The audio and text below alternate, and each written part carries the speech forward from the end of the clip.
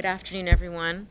Every public body shall give notice of the date, time, and location of its meetings other than special emergency or continuing meetings at least 3 working days in advance by posting such notice on its official public government website, if any, placing such notice in a prominent public location at which notices are regularly posted, and placing such notice at the office of the clerk of the body, or in the case of a public body that has no clerk, at the office of the chief administrator. Reasonable notice under the circumstances of special emergency or continued meetings shall be given contemporaneously with the notice provided to the members of the policy body conducting the meeting. Ms. Tanner, has today's school board meeting been properly certified? Yes, Madam Chair. On December 27, 2019, notice was provided fulfilling all criteria of VA Code Chapter 37. Thank you very much, Ms. Tanner. I open our meeting, and this is our first meeting for the new year. So welcome back, everyone. Happy New Year. Happy New Year. Ms. Tanner, if you could start with the roll. Yes. Basine? Here. Campson? Here. Clanton? Present. Smith? Ms. Mar- Smith is, she will be joining us later. She has work obligation, but she will be joining us momentarily. Martin? Here. Jordan? Here. Gabriel? Here. All right. Again, welcome back, everyone. I hope everyone was able to have a restful holiday break and enjoyed time with family and friends. We're happy to have everyone back again today to start the business of the school division and look forward to finishing 2020 well. We'll go ahead and get started with our educational planning, and I'll turn it over to Dr. Birdsong. Good evening, Dr. Gabriel, or good afternoon, Mr. Clanton, school board members, community administrators. Mr. Hazelett, I'm going to ask that he come forward, please, and join our discussion. The board requested a facilities planning update, and we are prepared to share that information with you today. Mr. Hazelett will be discussing projects completed during the 2016 through the 2018 school year, just to kind of give you some context for the discussion. Projects currently underway. You guys are familiar with the FCI, or Facilities Condition Index reports, and he will be pointing out some specific data points to share with you or to remind you of again, and then projects that we have scheduled. So without further ado, Mr. Hazelett. Thank you very much, Dr. Gabriel, Mr. Clanton, members of the board, Dr. Birdsong. Thank you and Happy New Year. I wanted to take the opportunity to just a little brief background leading up to this is the last couple of facility committee meetings with board members, Mr. Clanton and Mr. Jordan, talked about coming forward to provide an update to the board as it relates to facilities. So the premise being on this phase of this is really kind of a two-parter that I'm going to kind of talk a little bit about where we've been, where we are currently, and where we're headed. And then that heading is then going to lead into master facility planning conversation. And Mr. Sturts with Cooperative Strategies will join me at that point in time. So the topics that we're going to get are basically really in a brief overview as far as the projects that have been completed from 2016-18. The next slide, please. Do I have control of You that? have a clicker. Karen? Oh, Yes. that's what this is. Okay. And where do I aim it? Back this way? This way. Right there. You want to check it, Megan? Make sure it's working right. Not on? Showing green. See, this is what always happens to me. So it's not just me, everyone.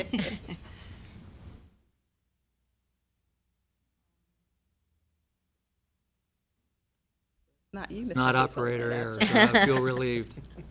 Now, All see? right. Would you like her to advance to the next one? Could you do that manually for me While we while we figure it work out? that out? Yep. It's sticking, Megan, for some reason. The PowerPoint itself. All right, let's see. Ah. So So, scroll up. See? Yeah, it's PDF. It's not the PowerPoint. Yeah, this isn't. Oh, hold on.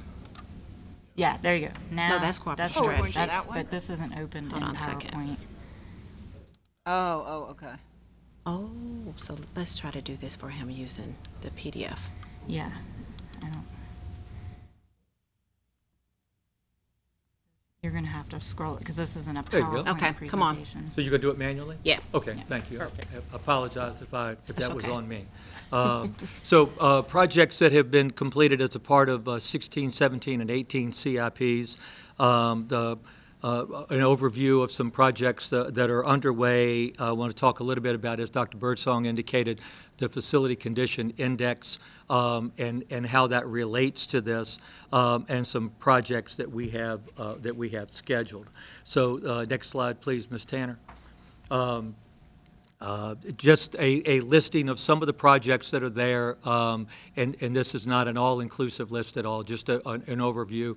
Roof replacements at Monroe, Tidewater Park, Rosemont, and Tanner's Creek.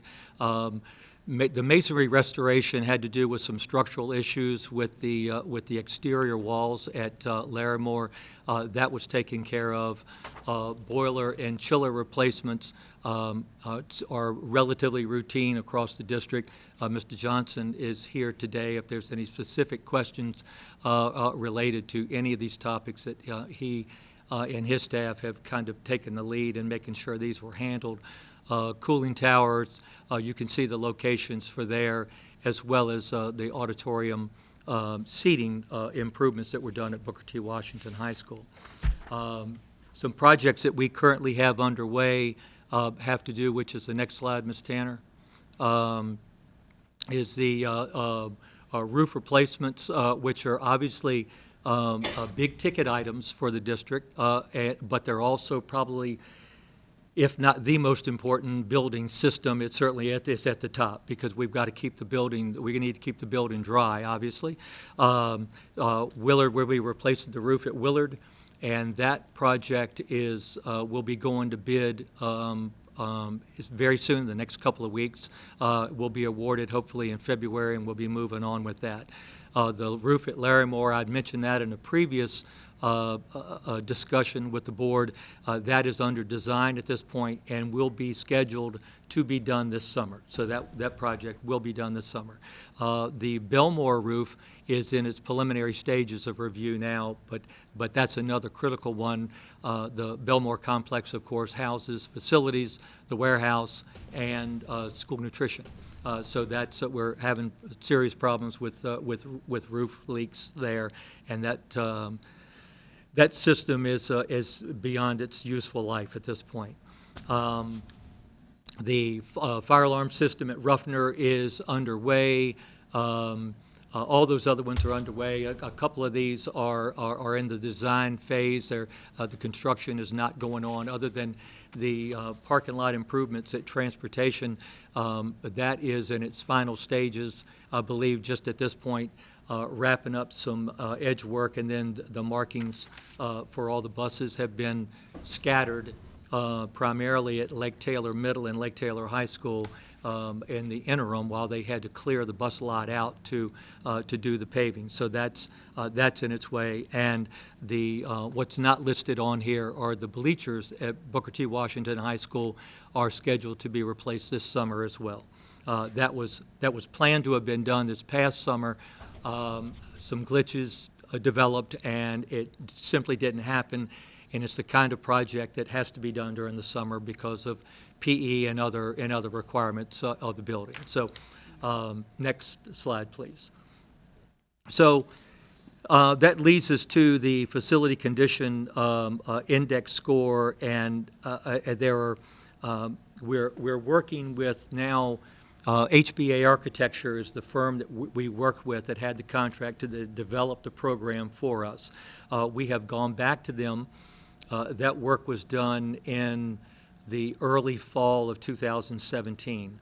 Well, there have been some system upgrades that have been made to the buildings since that time, and of course, costs have gone up as well since then.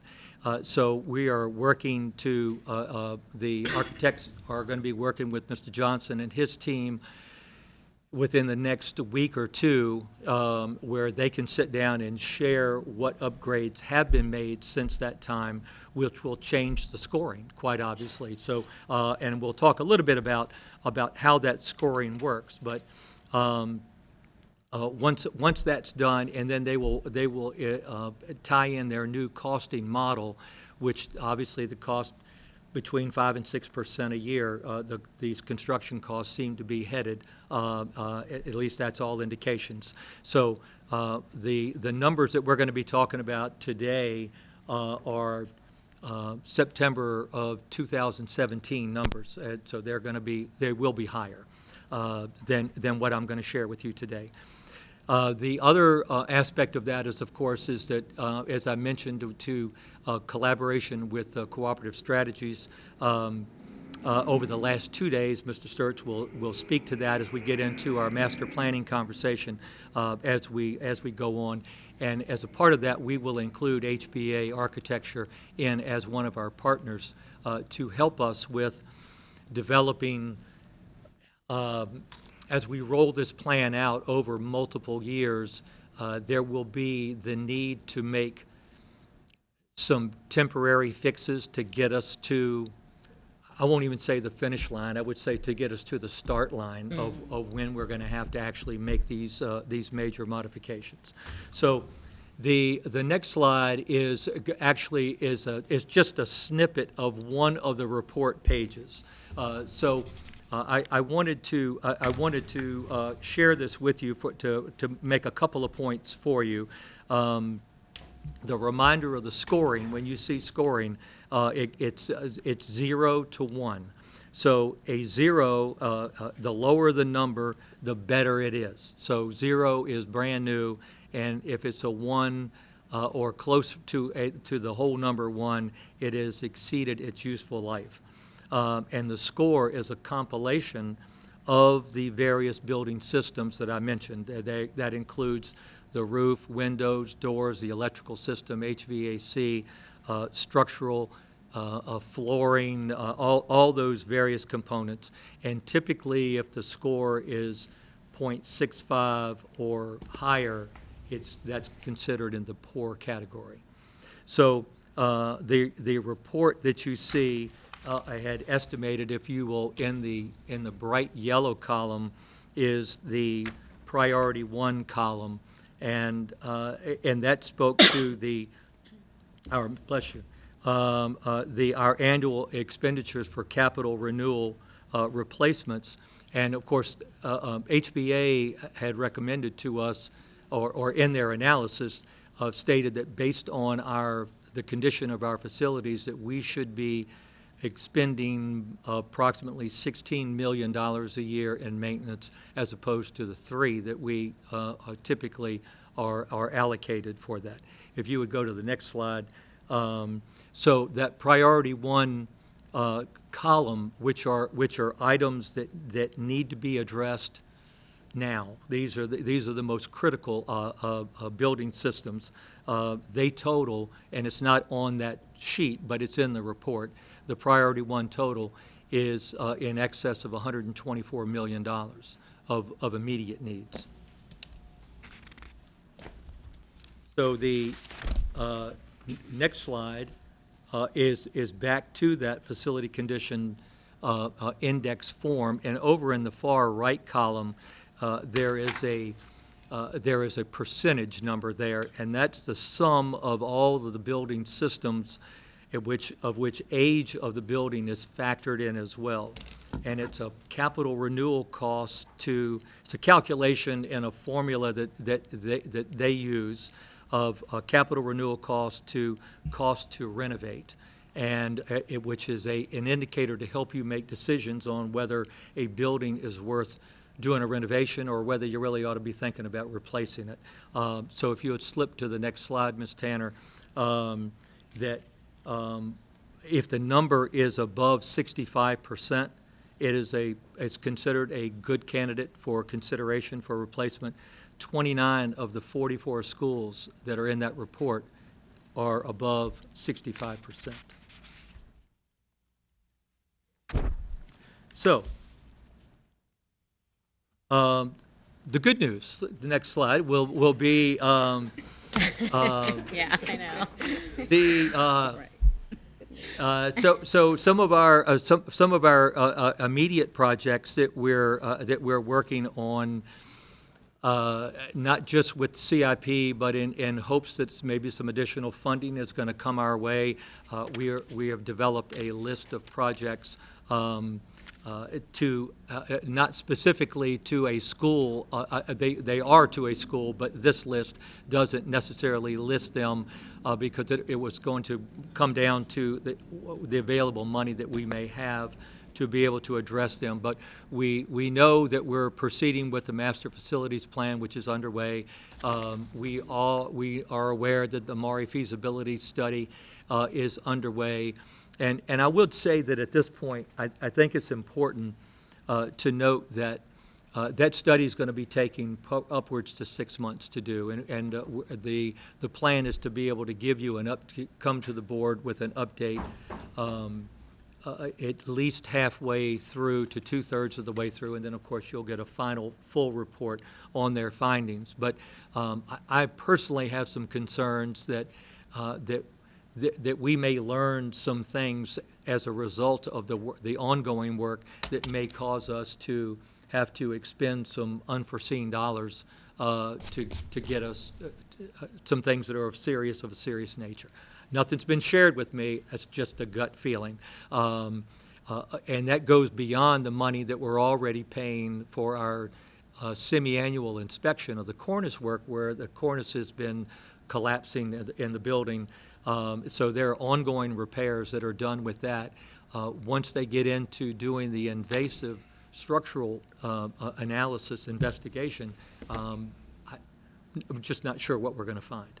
So it's as you know, obviously it's an understatement to say it's an old building, and the condition is very poor. So with that, we can move right into the master plan conversation, unless there's any particular questions that I could address. Mr. Sturts is here, ready to join me at the table to pick up on the work we've started and worked on the last couple of days.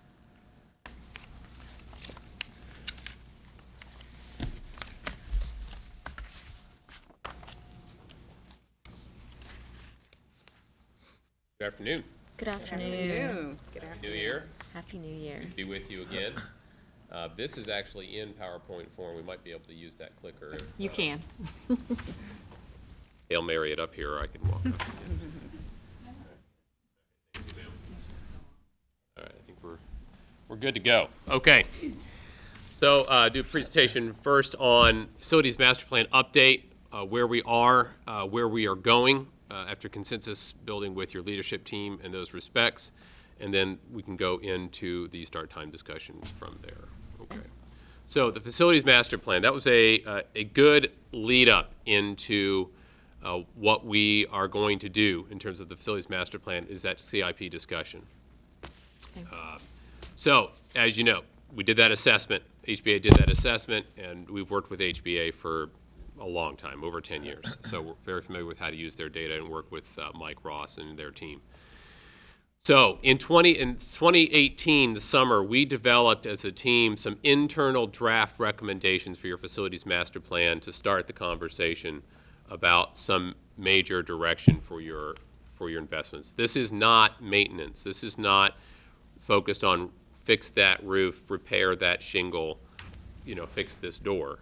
This is on talking about major facility discussions about renovating schools wholesale, school consolidation, school new construction, boundary changes, programmatic, possible programmatic driven renovations, and those kinds of things. So portfolio level planning that would drive major facility investments.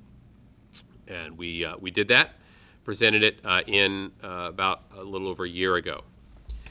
Now, since then, discussion has focused on to date, which of these projects do we pick up, which are the low-hanging fruit, the least cost options? Why? Because you're chugging along at $3 million in capital outlay, which everybody knows is not enough. You have that comparison that Mike said you need about 16 to 17 a year. Well, you look at another comparison, you can look at 21st Century Fund sends out the State of the Schools report every year, if you're familiar with that, the annual State of the Schools report. Yes. National average that they pinged at 2014 when they did their 10-year look back was about $1,008 per student on total capital outlay per district across the country. At 3 million, you're spending 100. Just an order of magnitude off. You're not going to catch up playing whack-a-mole with a leaky roof and 100-year-old beautiful Maury High School, not to mention everything else, right?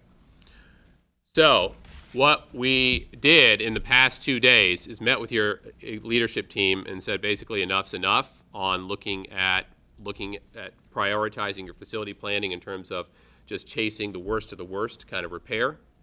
And let's build a plan for what you actually need for the next 10 years and make it a serious, long-range facilities master plan that will cost a lot of money, require a lot of funding, but you need it. There's no way around it. You're going to have to spend it at some point. It's better to do it proactively than reactively. And I know I'm preaching to the choir here, but this is our business. And so we look at it, got consensus that yes, we need to make a plan that truly addresses the district's facilities needs. And so we took that 2018 plan the past 2 days with some of your leadership team and started to update it to create some different ideas from it, use it as a basis. We are, I think, about 2/3 the way done that. We'll continue that over the next month. And our plan is that by June of this year, that with community engagement, including a steering committee, which we created outline for today, community meetings, that we will come to you with a 10-year major capital facilities plan for your consideration. And upon your board review and any modifications therein, could take to the city and say, this is the need. Right. And so there are a couple rules that we live by when we create these facilities master plans. One, it's equity-driven, which means it is data-driven, and standards-driven, and vision-driven. What this means in practice, it's not just fluffy talk. What it means in practice is we set, looking at what are the baseline foundational condition investments that everybody needs to have. The way HBA breaks it down, it's priorities 1, 2, 3, 4. Priorities 1 and 2 are those that are coming down the pike at you, those condition needs likely within the next 10 years. 1 is, of course, worst of the worst, nearest of the nearest. And so we look at what is a reasonable amount to afford given the totality of the need. So everybody will have a certain baseline of priority investment baked into this plan. On top of that, what are sort of the educational standards that should be present at every elementary, middle, and high school? We're talking things like art rooms, music, tech, safety, those kind. What are the above and beyond the baseline condition remedies? What are the sort of programmatic things that need to be present? When we do this, equity is not sameness. So when we look at some schools that have overcrowding and you can relieve it, you might be able to relieve it in boundaries, you might be able to, might not, maybe you have to do some capital investments. Other areas, we're not going to have, we don't have overcrowding. In some areas, your district division, you have underutilization. And so then we'd be looking at different strategies, right? And so the exact results aren't going to be carbon copy, you get some, so you get some. It's what do you need based on the data and these vision-driven standards. Community engagement is a two-tiered process. We have outlined a steering committee as of today in terms of like the profile. And we're talking in mid-30s, number of folks. We have students, teachers, parents, business community leaders, clergy, higher ed, you name it. Okay, and folks from city and so forth. The intent is that this group would meet at least 3 times between now. We have that laid out. I'll show you a schedule here in a minute. And in the middle of that, they would be reviewing these draft recommendations that we're working with your internal team. And then the community at large would provide feedback on those ideas in 2 different stages, which I'll go over here in a minute. So we'll have focus group, and the steering committee will have broad meetings. We will have surveys that go along with this. Third rule, that the end state here, this is a capital plan, but the end state should drive operational efficiencies. Where you have aging portfolios of schools that need to be replaced, oftentimes your worst of the worst, and this happens in any urban district, is your oldest schools tend to be smaller and they're more densely packed because it's the genesis of your community. That's where the birth really rates were really going decades ago. So that's where the schools are. But they tend to be built smaller and they were closer together. So what we look at is they're too small to efficiently operate nowadays. You can't programmatically offer everything at a 300 capacity school that you can at a 600 capacity school. You just can't sustain it. Right. And so and the offerings that we offer nowadays are far more robust than we did in the 50s in terms of total student education.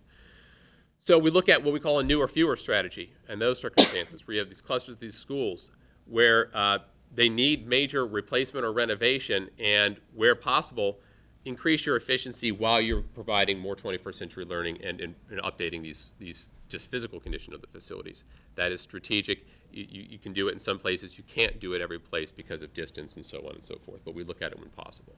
Okay, because you have to operate these things for the next 80 to 100 years.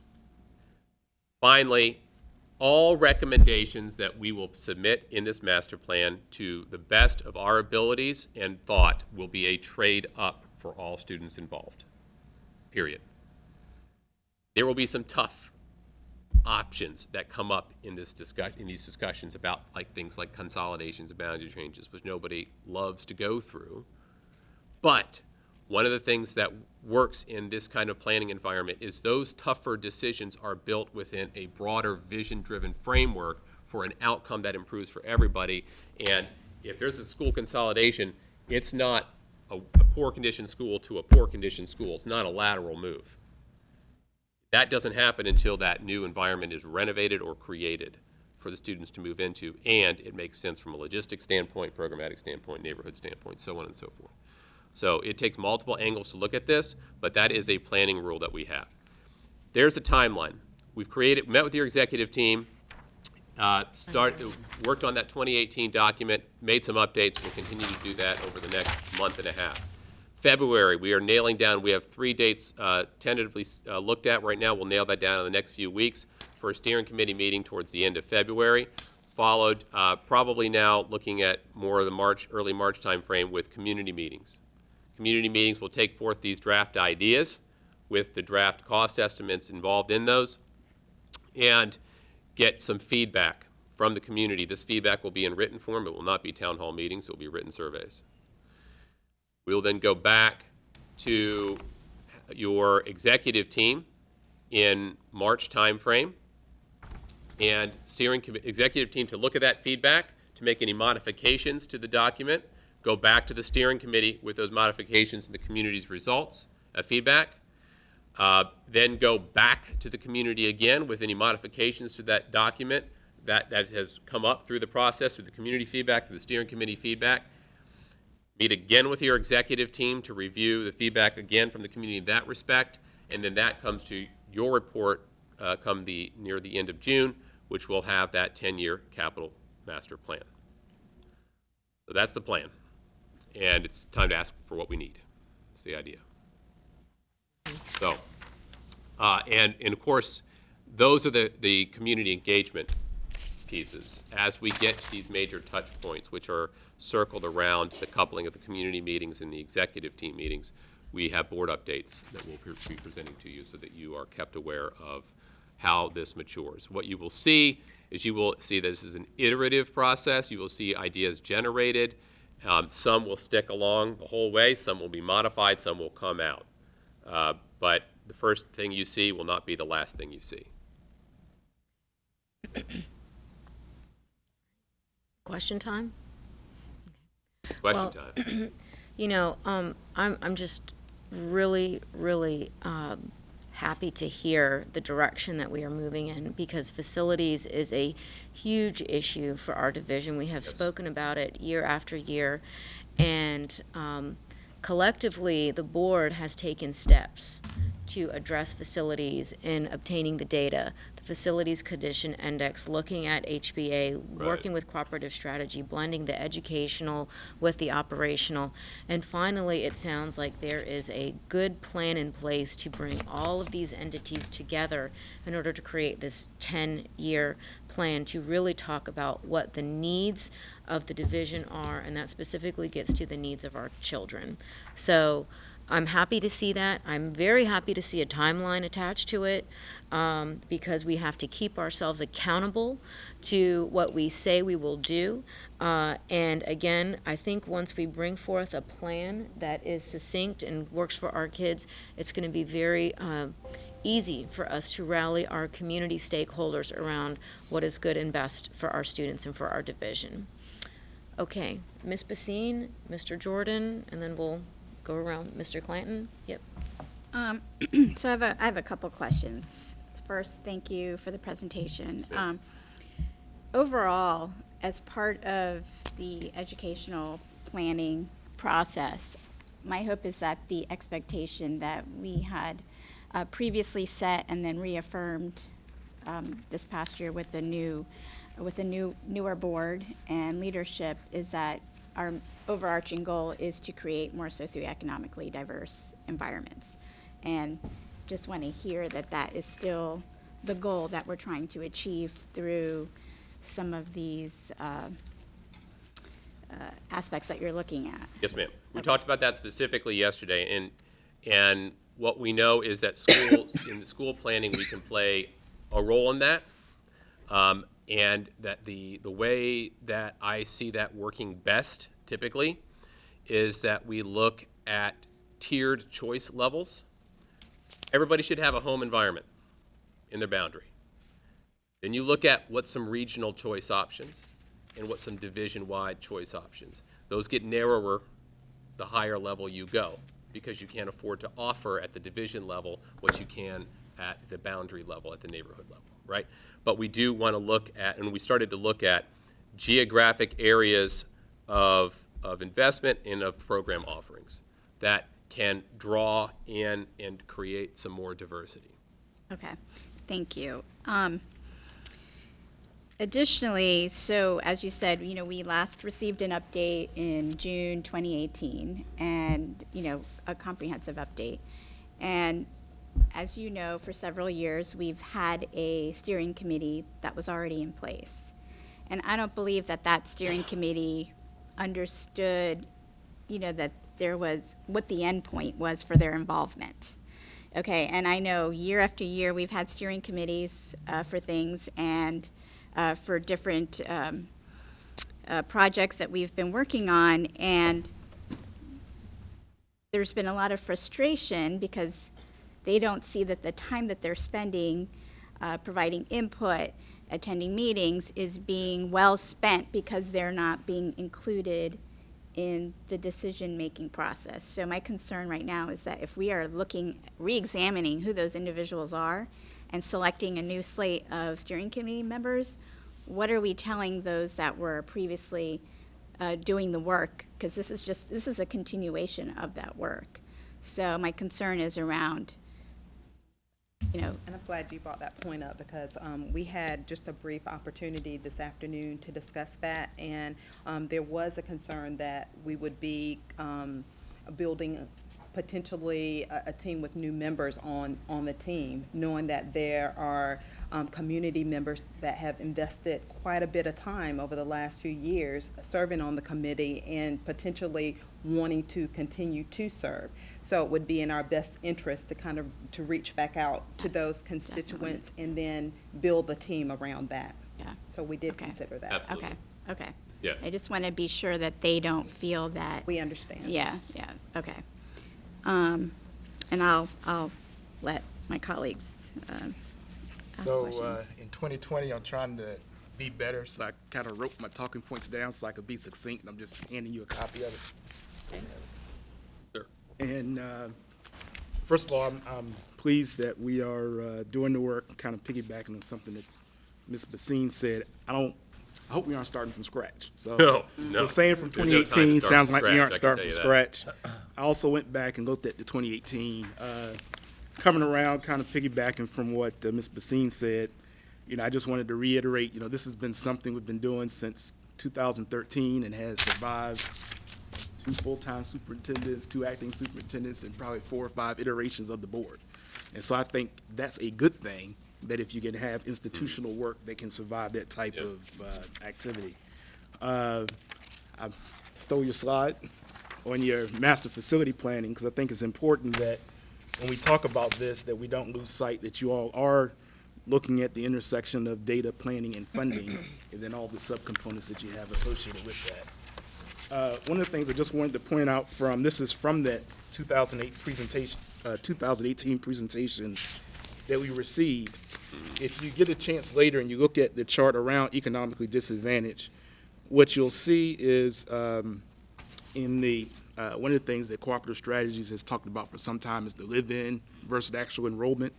So part of the challenge that we look at is how do we get the live-in to impact the actual enrollment. But one of the things when we look at the concentration of economically disadvantaged students, you'll see on the right-hand side in the red where they identified some schools that are way under against the district average and other schools that are over. And I just wanted to kind of point out to you that there are some schools that are way over the average in terms of concentration, so I hope we will continue to look at that. All but one of those schools is in Ward 7 on the overside. Other thing, we already talked about, one of the things that was driving this, and we kind of been talking about it quite a bit with the high schools. We hadn't touched our high school boundaries and enrollment probably since the 70s.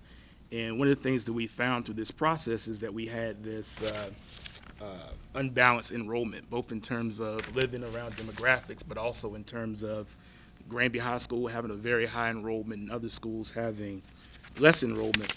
A lot of the conversation has been around the idea that the enrollment is being driven by our specialty programs, but if you look at the data, it's actually in large measure being driven by the live-in enrollment.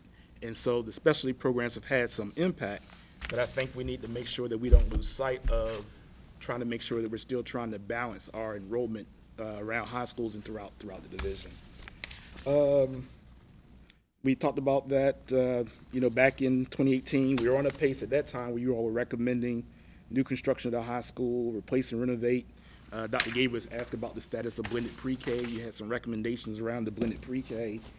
Middle school, some cost savings. So in that reconsideration, I hope that as you all are having those conversations, you can bring forward to us some of the things that you think are still important for us to consider now, and those things that you are taking back to the drawing board, just so we have a sense of what Absolutely. that is. Yep. Then the last thing I just wanted to mention is,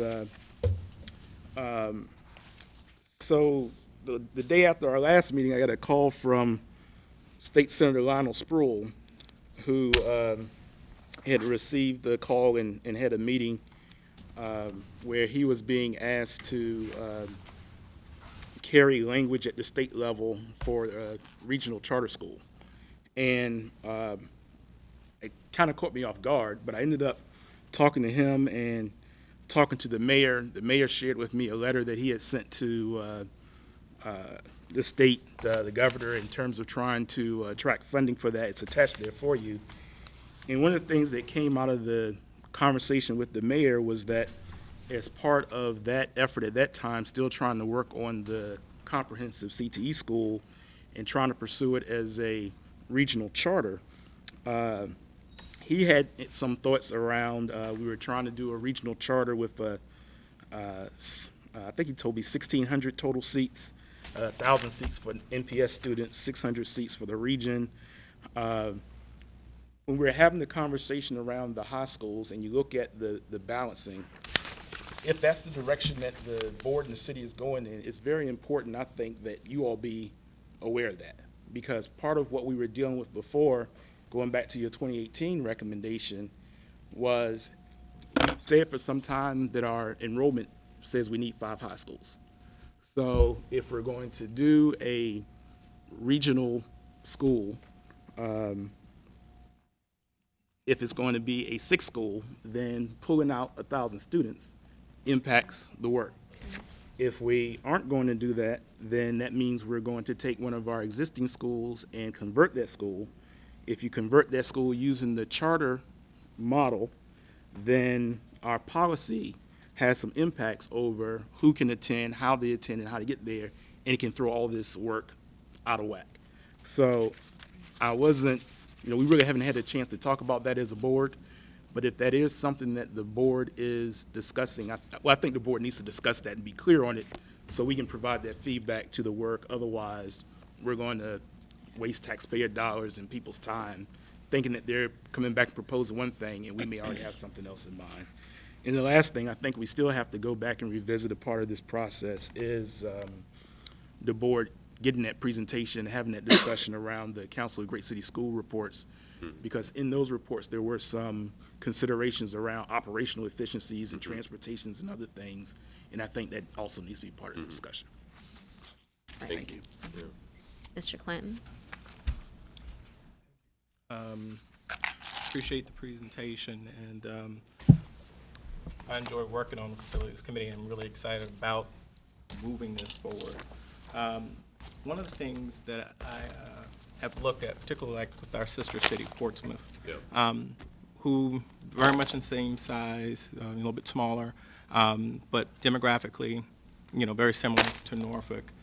But looking at how they approach building several elementary schools through a public-private partnership opportunity.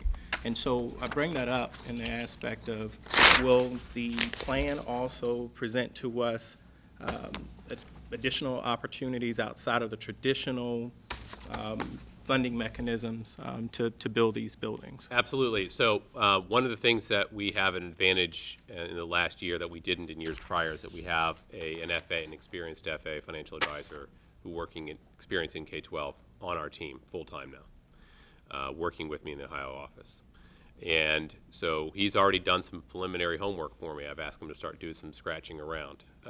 And our intent is, to look at things like opportunity zones and how that might help as far as implementation. So really I see this as that you will see a capital plan and then some strategies for implementation on the financing side. Obviously there's traditional financing instruments, that's city's purview and so forth, but we can look at what are some things that the district could pursue. Opportunity zones is one of them, and those private-public partnerships. So the other thing that I wanted to bring up is, it's great, we have master planning, and based on your timeline that you're presenting everything, so this is June 2020. Yeah. So that won't be included in this year's budget that'll go over to council, but it will have a plan for us to begin to have conversation pieces and so forth, and Yes. being able to even give the district as we begin to move forward for the next year's process. But one of the things, I guess this is to Mr. Hazlett, is as we begin to look at, you stated $3 million is not enough. And so I hope that with the, as we continue to have the discussions that we're looking at, and I think there are some promising conversations that are coming from City Hall, as we begin to look at increasing that. I think you gave us a figure here today, and I think it was like 12 million or something like that. But as we begin to move forward with the budgeting process, that we begin to put something in there that looks to increase that, because $3 million isn't enough, and if we can start to get that moving in the right direction. So I just want to make sure we have that on the radar from the administration side as we continue to have those conversations, but also in the budgeting process. And if I may, I would like to just share to your comment about some encouraging conversations with across the street that I have personally have had some of those as well. So I am encouraged that there's some movement. Is it going to be to the level that we need? No, but at this point we can address some of these major needs that we have at hand and get some projects off the ground. And so, Mr. Clanton, just for a point of clarity, just to make sure, so what you're talking about is sort of the need, like HBA recommended, you need about 16 million a year, Yeah, right? okay. So that's to keep up with those priority needs as they're coming through the system as defined through the assessment.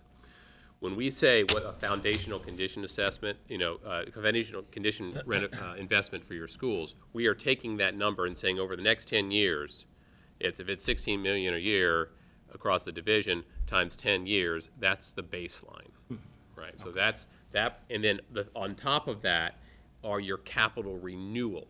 So this is taking care of those items that are coming down the pike you need to fix. On top of that will be redoing schools, building new, consolidating. When we consolidate, we take out those renovation dollars that we would have budgeted for renovation. We put part of that towards new construction. So that's how we build this thing. The other item I had in there was that throughout this whole school year, it's been it's not new to anybody, but we have some capital improvement things that I would hope that as a district, because I think we've also identified that we really haven't sent over a CIP budget to City Hall in a while. But for at least a 1 year, as we're beginning to work on this 10-year one, that we begin to start that process this year, to be able to send some type of budgeting to City Hall that addresses the more emergency type of things that we have here, and to begin to get that process going, because it's been several years that we have not had a real fully functioning CIP plan there. And so there's some thoughts that I have that hopefully outside of what we're seeing here, that we get some action from the board and sending back to facilities. For those who don't know, Mr. Jordan and myself are the two board members who serve on the Facilities Committee, and with Mr. Hazlett serving as our administration representative. But if we are able to, I strongly believe in doing things resolution-wise, being able from the board, if it's sending back to committee, whatever else, so that we can say, hey, this is what the board decided on this particular day, and this is the expectation of what we're looking for. So there's kind of three things that what I've mentioned that I would see that we need to have, could send back to facilities or set a time for the board to take some action on. And that's one. We already see the administration's moving forward with the capital, the 10-year plan. But we just need to say, if we've got a plan and we've had a presentation today that said it's going to be to us in June, but we need as a board to vote and say we want to see this in June. The other thing is that we also want to send a message back to so that the administration has clear direction that we want to have an increase in our maintenance funds from the $3 million and that we have, I'm not going to give the number what it needs to be, but I'm leaving that back to administration. But as a board, we need to take clear direction to send that back to administrations to say, hey, this is where we want you to go, make sure that comes back.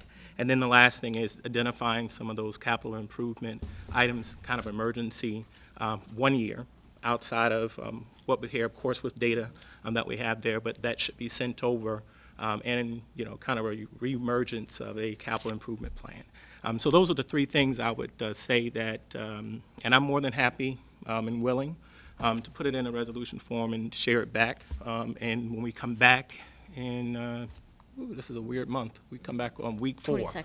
The 22nd, that we could take action on it, because I just think we need to get into the habit of sending clear direction back to the administration through our board action and making these meetings useful. Okay. My last thing on that one, I just want to make sure that it's clear for folks. And I appreciate the information that Mr. Jordan gave us here, and particularly the letter from the mayor regarding, I guess, their legislative meeting and about the Hampton Roads Comprehensive CTE High School and Workforce Training Center.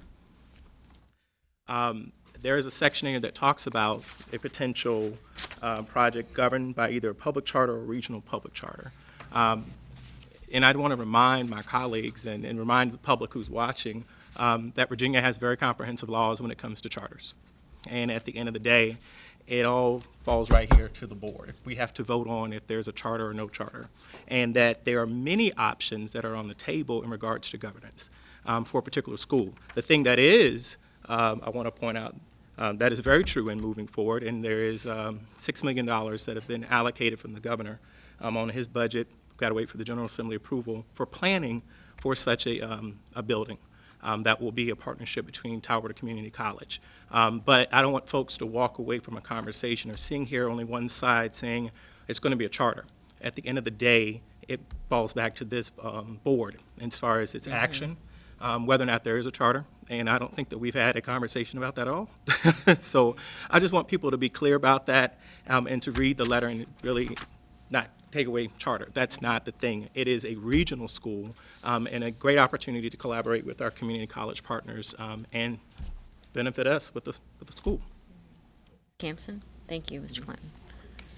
Just for my own clarification, so when you we receive in June, and that's a good time to get it because we'd be having our work sessions in July, our retreats.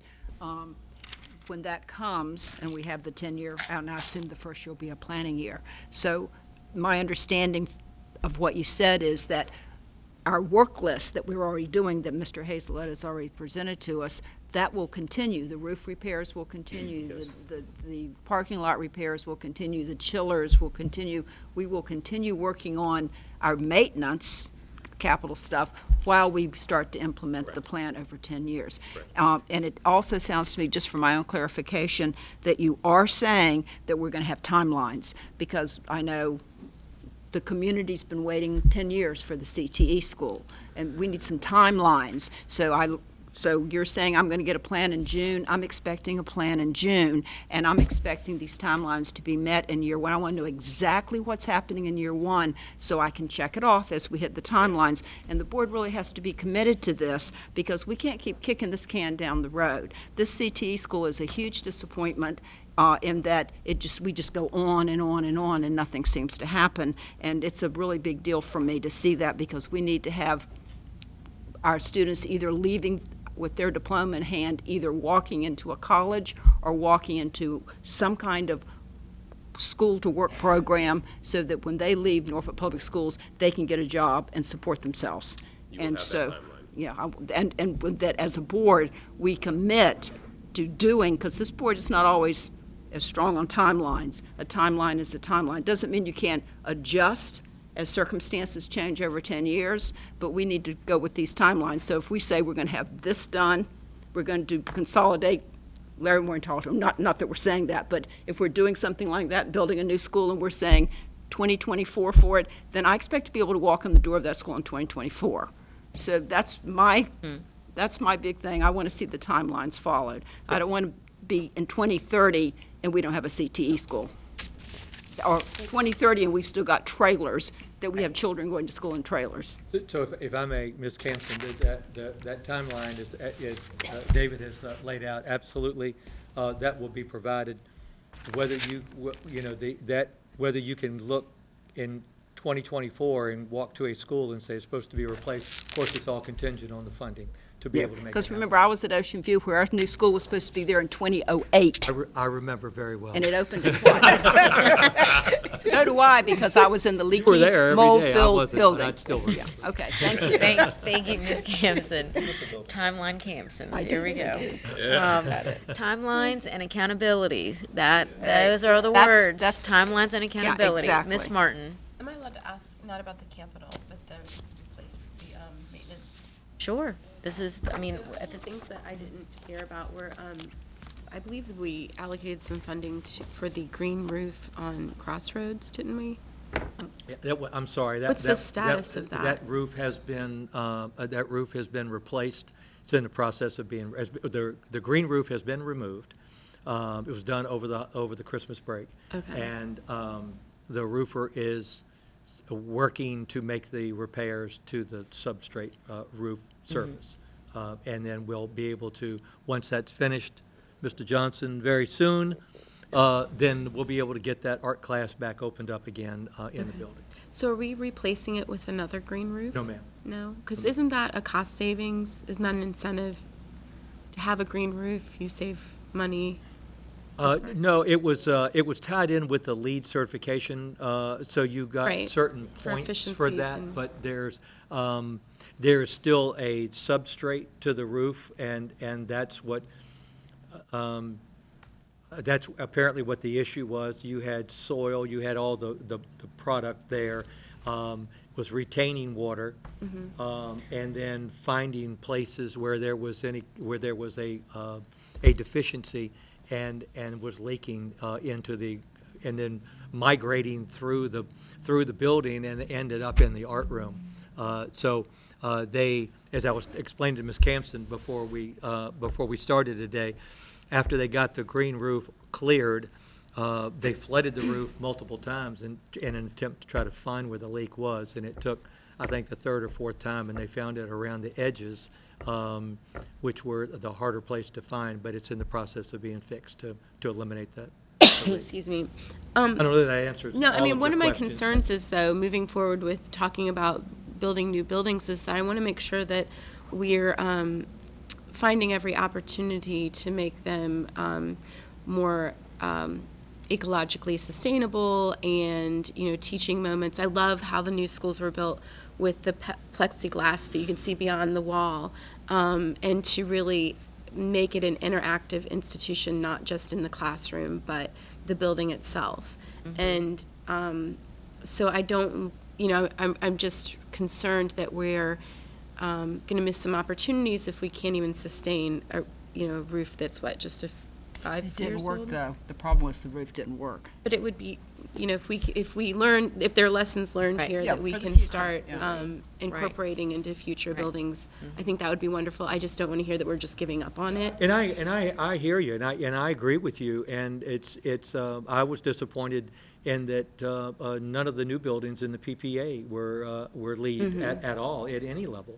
And Crossroads is the only one that is, and so there's one component. There were many other components of that there were other components that we had some challenges with as well, because a lot of that LEED technology, it's new, and people across the country are having issues with it. We have a problem with the flooring in a lot of the classrooms at Crossroads, and it's because of the adhesive that you have to use for the tile, and it doesn't measure up to what we need for the work that's required. So let me interject for just a second, because we've allocated about an hour of time for this discussion. I think it would be good, Dr. Birdsong, if you can give the board some direction on when the board can give appropriate feedback as this process gets underway, because I believe that we all have some very valuable items to share and to contribute as they are considering the plan and the capital improvement. So if you could give us some direction on when it would be a good time, whether that we allocate time in a work session, or if you would like to receive written email format, I can accept that too, because certainly the presentation to get us going is great, but I know that this discussion is going to be one of many that we have. In fact, we would appreciate your feedback. Great. So if you have additional feedback for us, we Okay. would be happy to receive that. No. We're actually going to move on to the school start time piece, because we are. Speak to the committee process. No, we're going to move on to the school start time. I'm sorry, but we are really trying to stay on time here. So you can email your question to the board, but we're going to go to school start times now. Go ahead. Check. All right. School start times. So, you see, here's where we are. There has been no movement on funding for the lights from discussions with the city. And when I did my first presentation to you all, it was right on Labor Day, I believe, sat down with your then communications director, started to map out a communications plan. The communication director, as you know, left into September. There's a gap there in getting communications team together. The division contracted with a communications team right before the Thanksgiving break. We've been meeting with them over the past 2 days and looking at a plan of action moving forward for that. When it comes to the start times there, we know that we have consensus in the theory of changing the start time. However, the public has not provided feedback yet. Ideally, by now, there would have been a community feedback on the implementation of this. What are the operational plans to make these start times? What are the aftercare plans for elementary? What's the schools, this after school, extracurricular sports, and those kinds of things, so that folks could see implementation of how this would work. That has not been done. Ideally, it would have been. You now have a team and plan, communications team, through this new company that has experience in start time changes with school districts and in rolling out communications with that. In discussion with them and the division leadership and looking at the lack of the funding there and how much that is proportional to your total current capital budget of about $3 million. The fact that the communications plan is not rolled out yet. And there's the competing priorities and changes in your team that has led to the delay that we have had in that communications.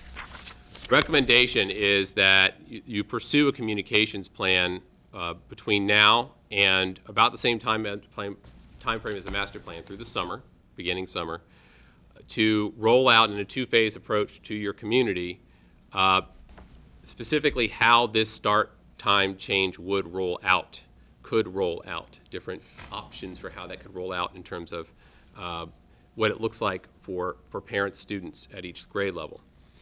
And that going through the summer would not provide you time to make that change in the fall. Frankly, all things considered, recommend that you defer implementation of the start time change because this has not been rolled out in the practical implications have not been rolled out, and to roll them out well, it's going to take several months, and that is going to push you back even further. And I'd recommend that considering local recent history with this particular issue, that this not be done hastily in the operations, and that the community be timed to give feedback on you supported this in theory on the notion of health for students. Now, this is what it would look like. What are your thoughts and feedback on what it could look like? That because that piece is there, I, after talking with leadership team, would recommend that you do delay. So let me give you some further context. Certainly, if the board would like us to move forward, we will do whatever we need to do to move this forward. But we do have some concerns, and we just want you to be aware of the concerns. I'm sure that you know of some of the personnel challenges that we have had. I think Mr. Sturts has clearly stated the issue around communications. While we have had for the past few weeks a very strong team in place, I am confident that if we move forward with rolling this out, we will get a lot of pushback from our parents regarding us moving forward at the start of the next school year related to this. I do think we'll have lots of concerns. I know some board members have approached me about hearing things in the community. We too have heard from parents and community members about moving forward with this. I know, for example, Virginia Beach schools, they spent more than a few months in trying to get this together. They spent 2 to 3 years preparing for their rollout, and they too have decided not to move forward for next school year. Yes, we agree as a leadership team. We appreciate the research. We agree with the research. We've talked about the research. We believe that it's very valid. My concern is that we're going to, it won't be as smooth. I think we need more time to plan, and I'll just put it that way. Certainly, if the board directs us to move forward with it, we will do what we need to do, but we do have concerns about moving this forward for the start of next school year. Okay. So, Dr. Birdsong, I appreciate the additional feedback. What we're going to do is all those who would like to ask a question about the comment about this recommendation, we will do so. However, we're going to limit to discussion to 2 minutes per person, okay? That way we can keep our time. So, Ms. Campson, we'll start with you, and then Ms. Basine, and then I know that I'll have a comment. Ms. Campson? First of all, thank you for your report. I certainly see the concerns that you have and the difficulty that we would have if we tried to start it as we directed it to be done this year. However, this is an example, again, of the failure to meet timelines that has blocked our progress so often.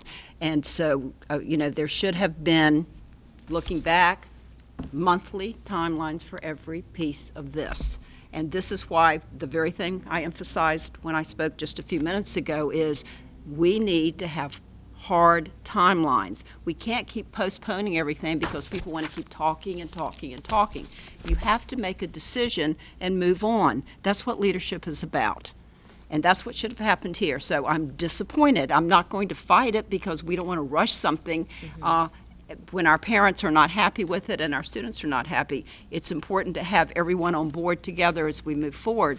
But I'm disappointed in the failure of having a solid timeline that could be followed no matter what kind of changes happen. And that's something I want us to keep our eye on as we move through all of these things, the capital plan and wherever we're going with this. So yes, I'll support the postponement, but I do it not happily, because this is just this timeline business. Everyone has to understand that a timeline is a timeline, and you're accountable for meeting your timeline. If transportation isn't in place, why not? There's somebody that runs that department, all right? If communications isn't in place, why not? Well, we did have a big gap there. But we need to come together as a school district and figure out how to fill those gaps faster so that we're not waiting. The clock is ticking on the lives of our children. I've said it before, and it's still happening.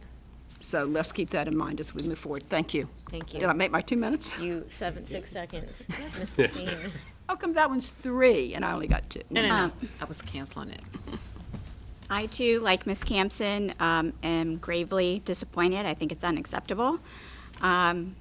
We've been talking about this for 5 years almost. Our first resolution was put in place in May 2018. Another resolution was put in place last year. So not only do timelines don't matter, resolutions don't matter, and I am not in support of delaying it any further. We have talked about it exhaustively. I've talked at numerous community meetings, talked to parents for the last couple of years. The expectation to move forward is well understood, as far as I'm concerned, by families and students. Times were even indicated in the resolution last year.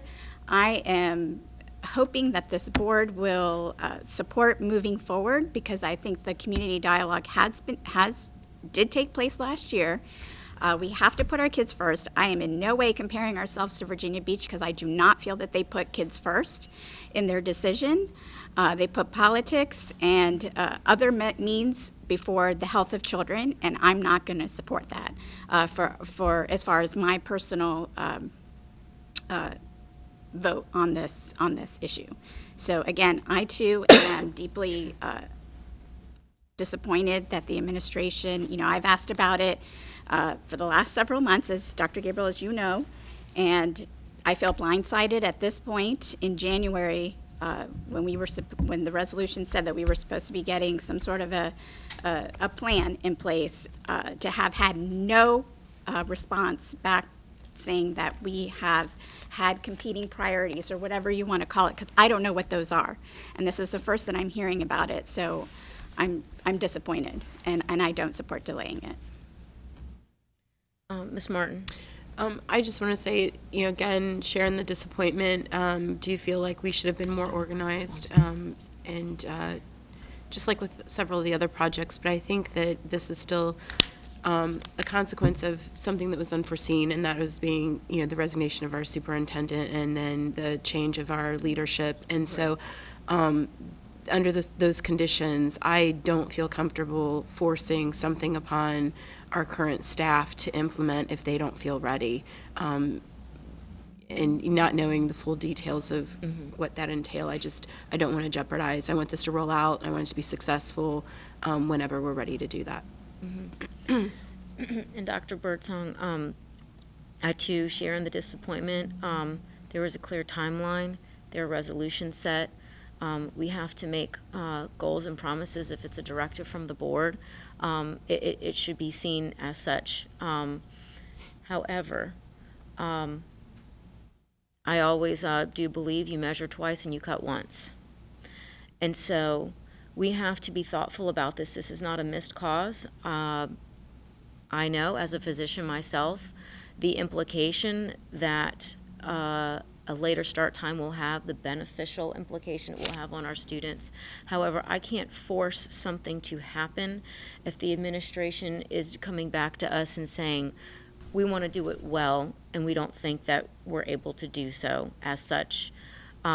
with the capacity that we have, because that's what I'm hearing from you right now. I'm disappointed. I do not like the fact that we are having to delay this, but again, as Ms. Martin elaborated, we've had a lot of unforeseen situations come up in our division, and I would rather us get it right and do it well versus rush into something and not be thoughtful about it. So I am still 100% committed to the resolutions that we have voted on, and if there needs to be a modification of the resolution to say that we are still committed, but will allow the administration the one-year breathing room with a timeline, with the updates, I would support that. And Ms. Basine, blindsided, I don't believe is the word to use. I mean, it's certainly your word, but I have been in communication through agenda planning talking about this with Dr. Birdsong, with the team, saying, when are we going to have appropriate updates on this? And, you know, there are a lot of things that happen, but your words, your emails have not gone by the wayside. And so this is the opportunity for the educational planning time for the presentation. So I wouldn't choose the word blindside. This is just the time that we are having it presented to the board. I'd like to respond to that. I'm not in agenda planning. I don't know what you're discussing in there. You have not provided a response to me, nor has anyone else. I'm just saying that I feel blindsided. Those are my words. Those are true words. No one else gets to decide whether that's the right word or not. And I have not received a response back. So I am blindsided. I think much of the board is blindsided, clearly, by the disappointment that has been expressed. So I'll just leave it at that. Mr. Clanton? So I'm not going to say disappointed. I'm going to say blindsided. I'm going to say that we have to make sure that we do what's in the best interest of students. And I think that needs to be at the forefront and not finger pointing. I think that for us, we need to determine, and I think that the administration's coming back to us right now, I'm going to say, hey, we're not ready. And I appreciate that, telling me now than at the end of the school year and trying to communicate that to the public. If the members of my colleagues around this table remember, our former leader told us we were ready to go this school year. So if the administration's telling me that we're not ready to go, then I'm going to go with the administration. You know, we have to there's so many things that's involved in that. And I'm one of those board members who's had parents who've come to me, who've looked at, and I don't disagree with, you know, National Pediatrics and all this other stuff, you know, these reports, you know, I don't disagree with that. But I do understand my city, and I understand our communities, and I understand that we have high school students who are helping to support their families, just to keep things afloat. There are a lot of other social economic things that are kind of encompassed in that thing. And so I voted and supported and still support. However, I want to make sure that we do it right and that we aren't doing things, you know, and I think Dr. Gabriel used it at one point as a physician, do no harm. Well, our votes and what we do here should not be harming these very people that we're supposed to protect, serve, and make sure that they get the best educational environment and opportunity presented forward to them. So whatever we decide on that, if the administration's asking for us to delay it, I know we don't do votes or whatever else here, but I'm in support of making sure that we give the ample time and that we do it right. We had a change in leadership, we had some gaps in communication, and you're right. I can see it right now, trying to send this out to the public that we're going to change something and we're going to move forward, and they haven't had any iota about it. We're going to have another issue on our hands. So, you know, if I know that we did a resolution, so it would mean that we need to amend that resolution if the administration, based on the administration's request, and that would mean that we'd have to vote on a resolution to amend that. So we would have to put that forward. And if nobody else does, I'll just draft it and send it forth. Okay. I respectfully am requesting that amendment. And again, we didn't mean to disappoint anyone. We have been working very, very hard every day to take care of our students and staff, but this is an initiative we are just not ready to roll out. We could roll it out, and then we could have some major, major issues. All departments have been actively engaged in the process. We just don't feel confident that we've had the time to plan in the manner that we needed to. Mr. Jordan? Yeah, I like to see us define a path forward. Part of my concern is that I agree with many of the concerns that have been raised about what happens during transition. You know, we're in the middle of our search process now. We probably will have some structuring that may be recommended to us moving forward for next year. So I think that, as I was saying earlier when we started this discussion, that the systems and the structure have to be able to survive board changes and administrative changes and so forth if we're ever going to catch up and implement and expand upon a lot of the great work that we have underway. So I like to see us find a path forward and towards implementing the changes as we agreed. I hear that we're going to possibly bring forward something that is amended or considered for the business meeting. I'd just like to encourage, I think that if we're going to do various resolutions, that they really should be drafted by the administration and then with review and acted upon by the board, since the administration is bringing forward the content and the concerns. So I just want to mention that as well, but I would like to see us move forward as originally agreed.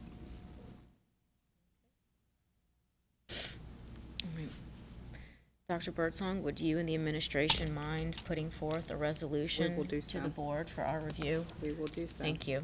Okay. Thank you, Mr. Jordan. Okay, this is going to conclude our discussion of the school start times. We appreciate, thank you so much for coming in.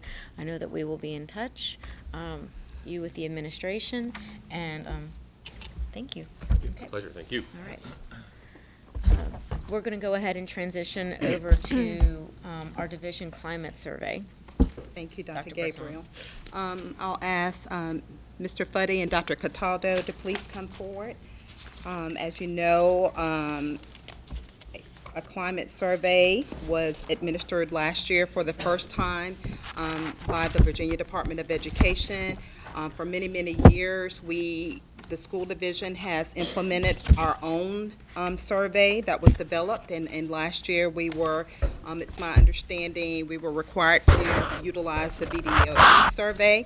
So the survey results from the year will serve as baseline data for data moving forward, since the instruments are different. And I asked Mr. Fuddy about the ability to triangulate the data and make some generalizations. He said that would be difficult, but certainly today we'd like to have a discussion with you about the results, and even more important than that is what we're doing with the data. So Dr. Cataldo will start the conversation. Mr. Fuddy will provide the specific data points and talk about the composite measures and questions, and then Dr. Cataldo will respond to what the schools and administration is doing to address the data points. So, Dr. Cataldo. Thank you, Dr. Birdsong. Good afternoon, Dr. Birdsong, Dr. Gabriel, members of the school board. There are many different types of surveys, school surveys that are available, and each year we are asked, or we conduct our own student surveys, or surveys getting additional information.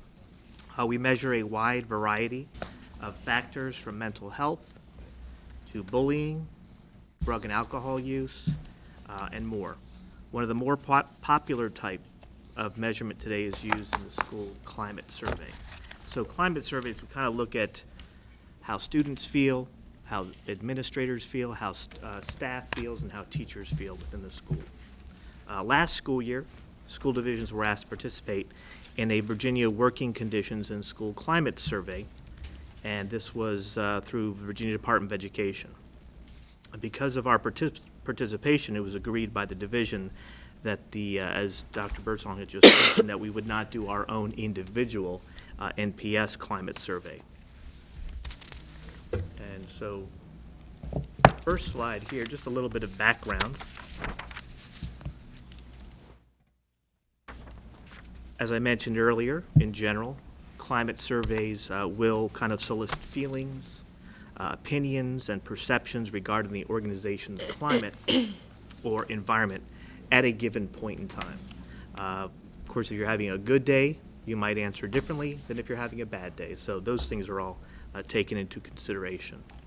The purpose of the Virginia Department of Education survey is to support recruiting and retention of talented teachers and staff. So that's their main focus in the area for this climate survey, but it's also a focus, too, of ours in the school division, is maintaining, recruiting, and retaining talented teachers and staff.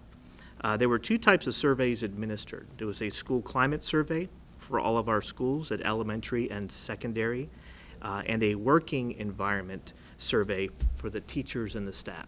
So students received a survey, and then teachers and staff. And I'll go through specifically who teachers and staff are and put into that group. Climate survey information is a part of our school board accountability plan. As we have indicated, school board goal number 2, safe and secure 21st century learning environments, and school board priority number 8, which is promoting a culture of safety, high attendance rates, decreased dropout rates, safety, positive in school climate, and student behavior. You've also received the jump drive, and that has individual school reports. This report, this presentation today is a general for the whole division. Some state information, some region information, but for specific school information, you have that jump drive. There are 3 major folders that you'll find in the jump drive. There's a student folder, a teacher folder, and a staff folder. Additional instructions are provided in the document titled 2018-19 School Climate Reports.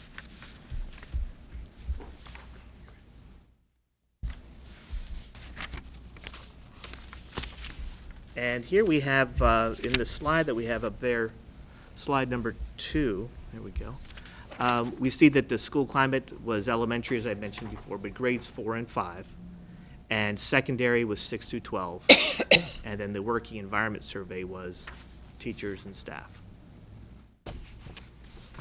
Okay, thanks, Steve. As Dr. Cataldo mentioned on your flash drive, there are several documents. There's a README document that provides some guidance on the layout of the files and folders.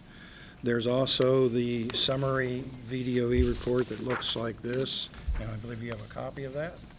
There's also a guide sheet, composite measure explanation, quick reference guide on the flash drive, and I believe you have a copy of that. And this provides a brief explanation of the various composite measures that VDOE computed and provided in their report. This is in the same format and fashion as we've done in previous climate survey administrations. However, since the questions are a little different and their combination of questions are a little different than what we've used in the past, and the comparison with the previous school year's data is tenuous at best. They were all online surveys.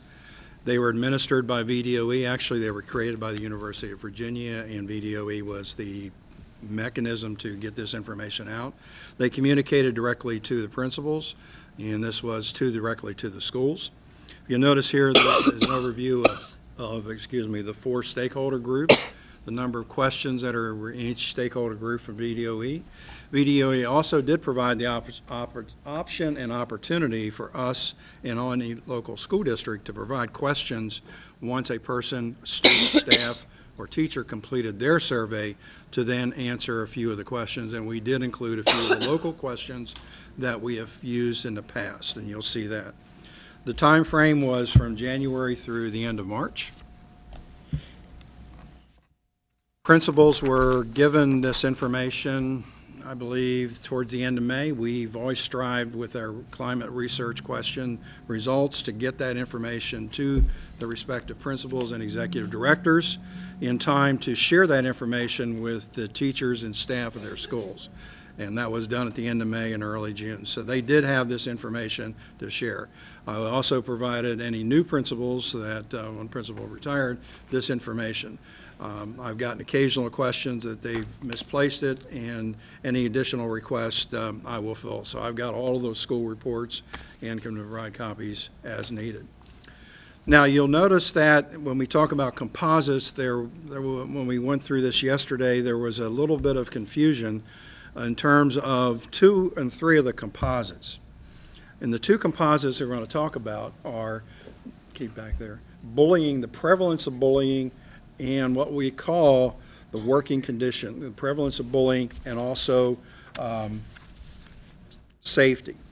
The prevalence of bullying definition, as you see on the slide, is the definition that VDOE provided, and that was actually included in the survey itself. So individuals taking the survey saw this as what they defined as the definition of bullying as they approached the questions, and I'll talk a little bit more about that in detail. Notice the next 2 bullets, the question came up about, well, there's teachers and staff. We've never surveyed staff members in the district. We've always focused on teachers. And this is the definition that VDOE has, the difference between the teachers completing the surveys and the staff that they, okay? Any questions? Okay. So I'll go through the next slides really quickly. If you have any questions, please let me know. These slides present the information in a comparative fashion. So when I report up there VDOE most positive, this is a comparison between all of the other composite measures that are reported for teachers, and then we'll talk a little bit later, students and staff. Notice that, excuse me, I'm sorry, I'm getting over a cold. Teacher evaluation practices and instructional environment were the 3 highest. Most positive NPS questions, again, we had a few questions. We did not create composite measures for our local questions. Really refers to that the district has done a pretty good job of making sure that teachers understand their legal and moral obligation about reporting and dealing with bullying and any legal aspect in terms of disability or sexual harassment. So that's really good that that has filtered down through all the teachers that they reported positively there. On the flip side, the areas that could stand probably the most attention and work that continues to be the definition of bullying. And you had the definition before. Now, let me point out that when we talk about bullying, this prevalence of bullying composite, it's referred to in survey lingo as a negatively worded question. And that is the higher or the more that you agree with the question is worded negatively. And if you turn to the next slide, and I'm kind of jump ahead a little bit, you see the questions that are specifically make up the composite of bullying as well as safety. Notice that safety, they're positively worded questions, and that is if I respond positively to like question 71, that is a positive statement and something that we would strive that everyone responds, strongly agree that they feel safe. So the higher the value or the mean value of that composite, the more positive the school/district responded to that question/composite. The reverse is the case for prevalence of bullying. So the lower that value of the composite for prevalence of bullying is what the district and schools should strive for. So that's kind of a little different in terms of that's the one that's negatively worded. So if you go back, district continues to deal with challenges of dealing with bullying and safety. That is not a substantially different than previous school administrations, even though the questions were a little bit different. And the least positive about community members and communication, that again was similar to what we've seen in previous administrations. I want to talk a minute about faculty morale. That is a composite, and Lauren and Dr. Birdsong being principals understand that morale is a very complex set of different things that can be things like salary, it can be things like working conditions, it can be the building's falling apart, it can be the issue that there's a lack of support by senior administration. I don't feel like I'm being paid properly. So morale is a very general question that could have very different aspects and doesn't necessarily mean that I hate the principal, but the principal is a major component of how faculty view the morale in the schools. Lauren, you're correct? Yes. Now, also, I want to talk briefly at student absenteeism. Last year, we, as a district leadership team, spent a lot of time talking about trying to look at student absenteeism. Since that now is an accreditation measure, that continues to be an issue that really needs to continue to have focus. That absenteeism not only hurts the student and hurts the curriculum delivery, hurts how they perform on students, and also then hurts them in trying to move ahead and progress up through the grades. So skip that one. We already jumped ahead. I'm kind of jumping ahead. This next slide is a brief summary that the data you will find in the VDOE report. And this only reports those composite measures that have at least a 0.2 difference either between the region or the state. Notice that, as I briefed Dr. Birdsong this morning, that the district is a little behind or a little lower than the state, but not a whole lot different than the region comparatively. So if you look, for example, at academic environment, 4.4 mean out of 6, versus the region is 4.4. So we're right there in terms of the region. So district regional comparison is generally not substantially different. Now let's move on to elementary students. Yes, sir. Can you define the region? Region 2. Region 2. Got it, thanks. Region 2. Next slide is a summary of the elementary students, as Dr. Cataldo mentioned, that they define elementary students grades 4 and 5. Previously, we have surveyed grades 3. They did not. So there's a little difference in terms of the number of the student makeup of their survey versus the previous survey. The question came up this morning about what about the response rates? Teachers was roughly 1,700 teacher responses this year. Last year we had a little over 1,900, so it was a little drop off, but not hugely substantial. Last year we had 11,200 student surveys. This year there were 7,500 secondary and 3,700 elementary, so roughly about the same number of student surveys. We did not survey staff last year. My question was going to be on response rate. So can you give us the big T on each of those? You're comparing the response from last year. Roughly, well, I don't know exactly how many teachers or students. In the past, like last year, was about 72, 73%, so roughly about 70%, which is a pretty decent response rate for teachers. Students is going to be 11,000, and we have a total of 30,000 students, so we probably have, 22,000 fourth and fifth graders, so we got well over 50%, so we have a very good response rate for students. Staff, not so much. Unless Dr. Billups can add this probably. Can you offer maybe some explanation for why it was? No, just non-instructional staff. About 2,000 and something, yeah. So about a little over 500, so about 20%. And why do you think that is? Well, it was not required that any staff would do that. And this was filtered through the principals. So I really don't know why staff did not. Is it possibly like not access to computers or time? Is it in their computer-based jobs or not paper-based conducive for the to it? survey? No, there's no paper-based, it's all online. Yeah. The way the process was that VDOE provided each principal with passwords to the 4 surveys, and the principals were responsible for sharing those passwords with the respective groups of students. And I will say that during the 3-month period, followed up continually with principals. The executive directors also followed up with emails where we're not seeing very good response rates to try to encourage principals to get their staff, students, and teachers to complete the survey. Okay. Yeah, and we can talk about that later, but there's some recommendations I have on maybe making that better. Do we want to hold on questions until the presentation, or do we want to interject? We can. No, Try to let's get it wait till through. the end, so we Yeah. can get the presentation finished. Let them get through, Okay. please. I can hold my Okay. All right. question. Elementary students, the academic engagement. It's interesting that discipline instruction was one of the more positively rated composite measures for elementary students.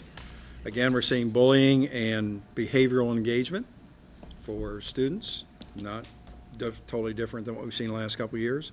The students thought the principal's done a pretty good job, which is a very positive is thing good. that the elementary teams. And also that the students with disabilities and the bullying there looked like it was one of the more positively related questions. And they seem to have a lot of mental stress, or at least their perception is that they have mental stress, Their own mental stress. their own Yeah, mental right. stress. Own mental health. Secondary students, We want the recognition. pretty similar to elementary students, not a substantial difference. Research has shown, and we've done it in the past, our surveys, that elementary students consistently generally respond more positively than their secondary counterparts. They're a little bit less positive than their elementary counterparts. Again, the principles there, the bullying, emotional engagement. Now, the emotional engagement is a number of different things, and that has to do with how the students are engaged with the school. We saw this with surveys that we've done in their past, that some students are not engaged with their school. This would be things like being engaged would be band, athletics, where they feel that they're part of the school. So there's a challenge there that we need to work on, trying to make sure that the students really are engaged with the particular school. Okay. And next slide. And here are the comparisons, and only where there's at least a 0.2 difference between either the region or the state are on this slide. All of the detailed data is in the VDOE report. Again, you're seeing bullying and safety pop up, that we have some challenges in those areas. Staff, again, you're seeing a similar theme, that there's bullying is something that needs to be worked on. Relationships with parents, that's something that teachers have reported as a challenging area. Staff morale, it's an area that could be a little challenging, and staying informed in communication. The next slide. And again, here is a comparison between the NPS and the regional and state averages for those that are. And let's move on to summary. The general, I would have to say that the school administration and principal are positive. The academic press, which I know the district has spent a lot of time in dealing with curriculum, seems to come out pretty good. Student-teacher ratios and the relationships, that is something the surveys that we've done in the past 10, 15 years have really focused in. So I know that the district has really focused in on those relationships, and that is important in trying to create those emotional bonds between students and teachers. In the areas of concern, safety, bullying, relationship with parents, again, that's not something new that previous administrations. Student stress, so parents or students apparently feel that they're pretty stressful. And then the issue of morale. So I'll turn it back over to Dr. Cataldo to talk about Thank you, how it's Mr. being Fuddy. used. Yeah, so if we look at, Dr. Cataldo, they may want to Okay. address questions before you finish. Oh, before I finish. About the data. oh, yeah, go okay. ahead. Okay, Thank you. so what we'll go ahead and do, Dr. Birdsong, is this is a very important topic of discussion. So what I'd like to do is, we have this time that's been earmarked for discussion of the climate, so we are a little behind on our agenda here. But let's go ahead and now dedicate some time to our future work session, also to continue the conversation if necessary, to make sure that we get feedback appropriately, so we don't feel rushed. So, Ms. Campson, Ms. Basine. Okay, Ms. 2 Campson. minutes, and mine will be quick. Back to the participation that Ms. Martin brought up. When it was paper and pencil, filling in things and run, and the staff was brought together by a person, not the principal, to influence it, we had 100%, or pretty much. If they were absent, they didn't do it. And the same with the student survey, where they did it in the classroom. Correct. So it was pretty much close to 100% who was there did it. There was, we weren't waiting. The parent online one was more challenging, because it's challenging for parents to get online and do it. So is the state hard on this? I mean, are they saying we have to do it on online survey, or could we do something like that? My understanding of the teacher and staff, that was part of the Appropriation Act, so it was required by law. Okay, so we don't have any option So the there. question then the question became last year is, since we're required to do this, and they decided it's an online survey. I was involved with a video conference, but unfortunately, and I believe other folks that are involved in other districts, VDOE, Norfolk University of Virginia, really incorporated any of our comments. The surveys are too long. Well, for an they online really survey. are. I saw the number of questions. They're too long, but none of that information filtered down to make any changes on their part. Okay, so we're kind of locked So we in. didn't have a choice. But the choice of the district was, do we continue to do our scan sheets internally and duplicate that, so the schools then having to and I know have two that's- teacher yeah, surveys? that's a So the lot. decision was, probably the Go with best this. thing is to just go with this. The questions, a lot of the questions are very similar, but they're not exact, and the state did change the scoring scales Yeah, from what okay. we've used in the past. I have a Right, question. one quick. Did that one answer here. your question? Yes, it Okay, did. thank you. But one other quick thing, and I asked for this last year, and I'll just throw it out to ask for it again. There's no survey of central office departments. In the past, we had a survey that principals did about responsiveness and those things, and Mr. Foodie knows, because I have complained to him about it, that we need to have that information, because all this information is falling on the schoolhouse, and we need to have the schoolhouse information, but any of the negative things like the morale and all that, it all falls on the principal. Principals actually get these put in front of them during their evaluation that they have every year, and they are evaluated on how this turns out, and nothing is done for central office. So once again, I'm just throwing out, I request, I know we still have the old one, we could do that paper and pencil one, No, whether because Dr. that's ours. Birdsong or Dr. Bailey wanted to respond to that. Yes, we've talked about that during ELT, and I know Dr. Bailey, and I don't mean to speak for her, she looked at surveys that were conducted in the past, and so it wouldn't be an issue. Well, So- that's how I feel, and I'd like to see it. I'd like to see it done this spring when we do for next year, so we can get some feedback back for our summer retreat, for what we're getting there. Thank you. Then Ms. Martin? So I have a couple of questions. So I don't know, first, I would appreciate having a future work session on this, since we didn't have a lot of time to Right. really review the information. We just got the thumb drive. One thing that I ask year after year is if the analysis that's being done is stratified by demographic characteristics, and also, to look at students with disabilities and to see how different groups are responding to the survey, because I think that would tell us a lot about our cultural responsiveness, implicit bias, whether certain groups are feeling, I think it would help us better target our climate improvement initiatives if we had that information. So that's something that. I'll speak to that. I agree with you. However, VDOE chose, when they sent the file, there's no demographic information on any of the surveys results. So there's no way for me to then break it out by anything, even the ethnicity of students or the ethnicity of teachers. So that data was collected. It's in the individual school reports. But when they sent the data file, they stripped out all that demographic, and they chose not to send it. So there's no way I can do that kind of analysis, because I don't have the data Yeah. for this survey. Yeah, that's unfortunate. I think it's a huge omission, and I think it's counter to what the state and what we as a division should be doing as we talk about equity. And we keep throwing that out there, but we're not setting up a system to really address the big pressing issues. I agree. Um, Their rationale was that they did not want to provide any opportunity to identify respondents, either students or staff or teachers, by creating or providing that demographic information detail. So that was the comment that I heard back from them. Okay. And also, so the other comment, so if we have, for a future presentation, we have several policies, for instance, the equity policy, family engagement policy. I would like some of the composite measures that specifically target our policies, or would help us really determine how we're doing in implementing those policies. Like, for instance, there was an item, a composite measure about cultural competency, and that is included in our equity policy. And so I would like, for us to be able to look at those specific items so that to tell us, how are we doing in that arena? What do we need to be providing in terms of professional development if that's needed?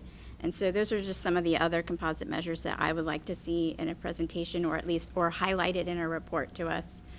It's in there, it's in the report, but I think as far as a discussion point, Okay. I think that Now, would be. that is broken down for each of the schools Yeah. too, if you notice the Okay. school reports. I haven't seen that yet, but I'll take a look at it. And we decided that, given that there's 4 stakeholder groups and there's how many schools, there's no way that this could easily be uploaded onto board docs. So that's why you have the flash drive of looking at all the various reports. Okay. Thank you. Ms. Martin? So my question is about, okay, so the purpose of the survey, the VDOE survey, is to help the locality in its efforts. So how is that supposed to be done, and is that being done? Interesting. I think specifically they want to address the retention, being able to attract and retain highly qualified staff. That was their goal of the survey. You come up with a request based on that they're going to somehow assist with based on, is it, I'm not aware is of it go that. full circle, or does it just end with the results? I don't think, and again, this is my first time being engaged with the survey. It's brand new. I don't think there's anything else that they plan to do with the data specific to the school division. I think they expect the school division to review, analyze, and then, based upon our data, put things in place that we need to. So I don't think there's any So more essentially, we involvement have the with them. data, so we want to be able to act on it, but they're not going to help fund any programs to help improve. I'm not aware any that they are. deficiencies. Okay. And, yeah, and I do think that it is unfortunate that they did not share the demographic data with us, because that's how you're going to extrapolate and dig down and target your interventions.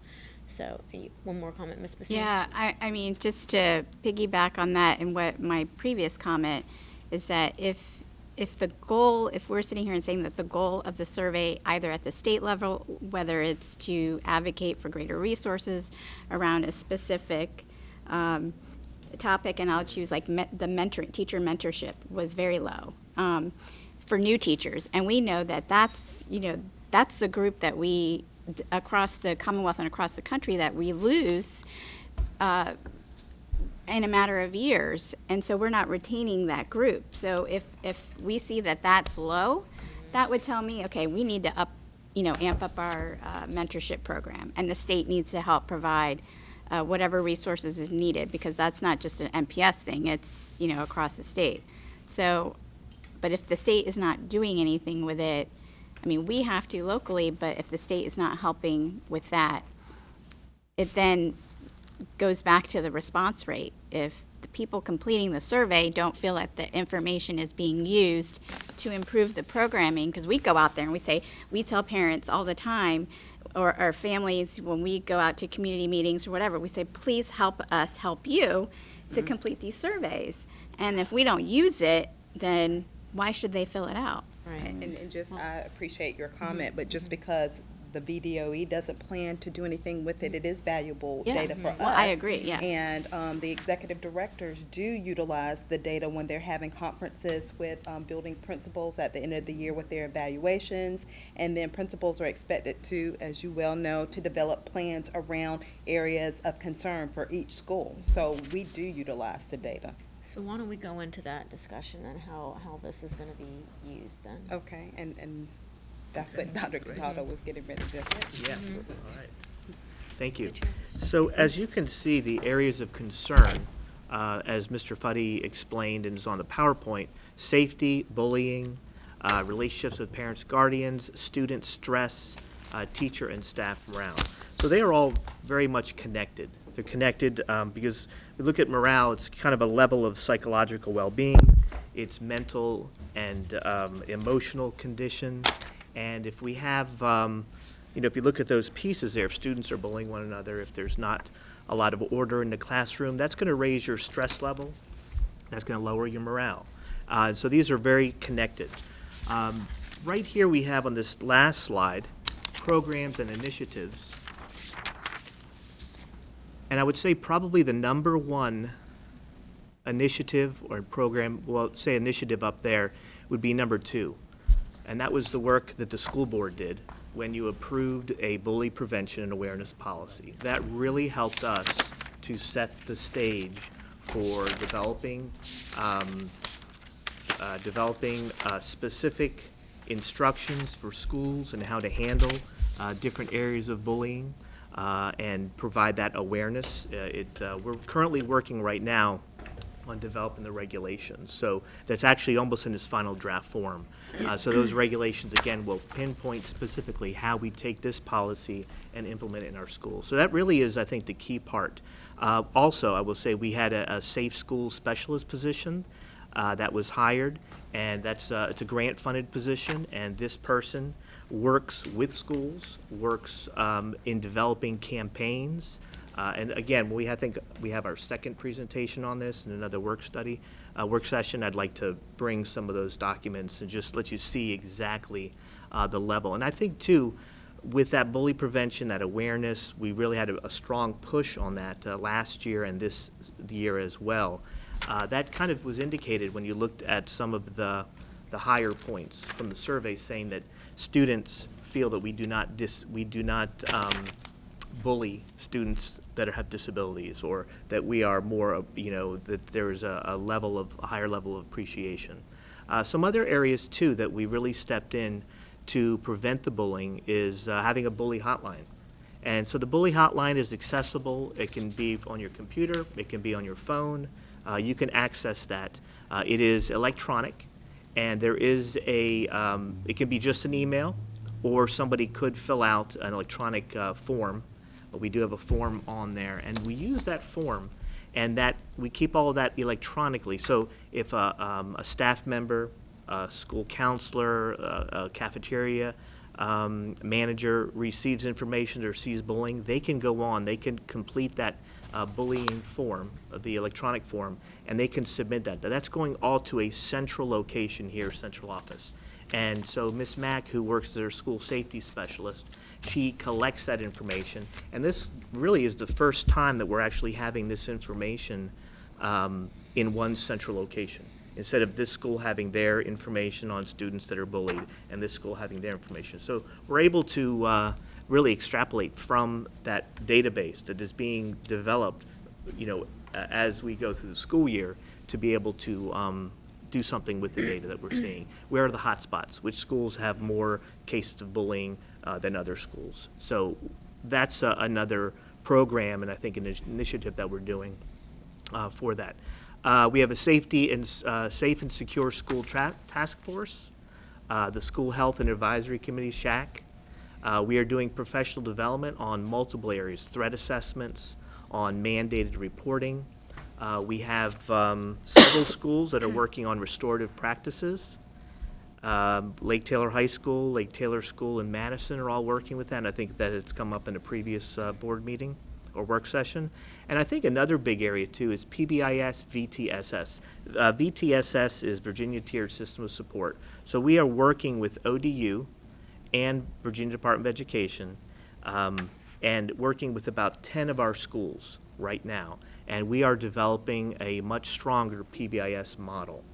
We've actually incorporated this into focus schools. So the ILT meetings we had today and this week with all the schools and the principals and the teachers there, they're all implementing behavioral, support for behavioral and health and wellness, developed directly into the professional development. So some of our schools that are doing the PBIS training specifically, they meet, I think we're meeting about once a month for a big meeting, and then we have smaller meetings individually with the schools. Azalea Gardens, Richard Bowling, Willard Model, Jay Cox, Ruffner, Chesterfield, I think Monroe, Lake Taylor School.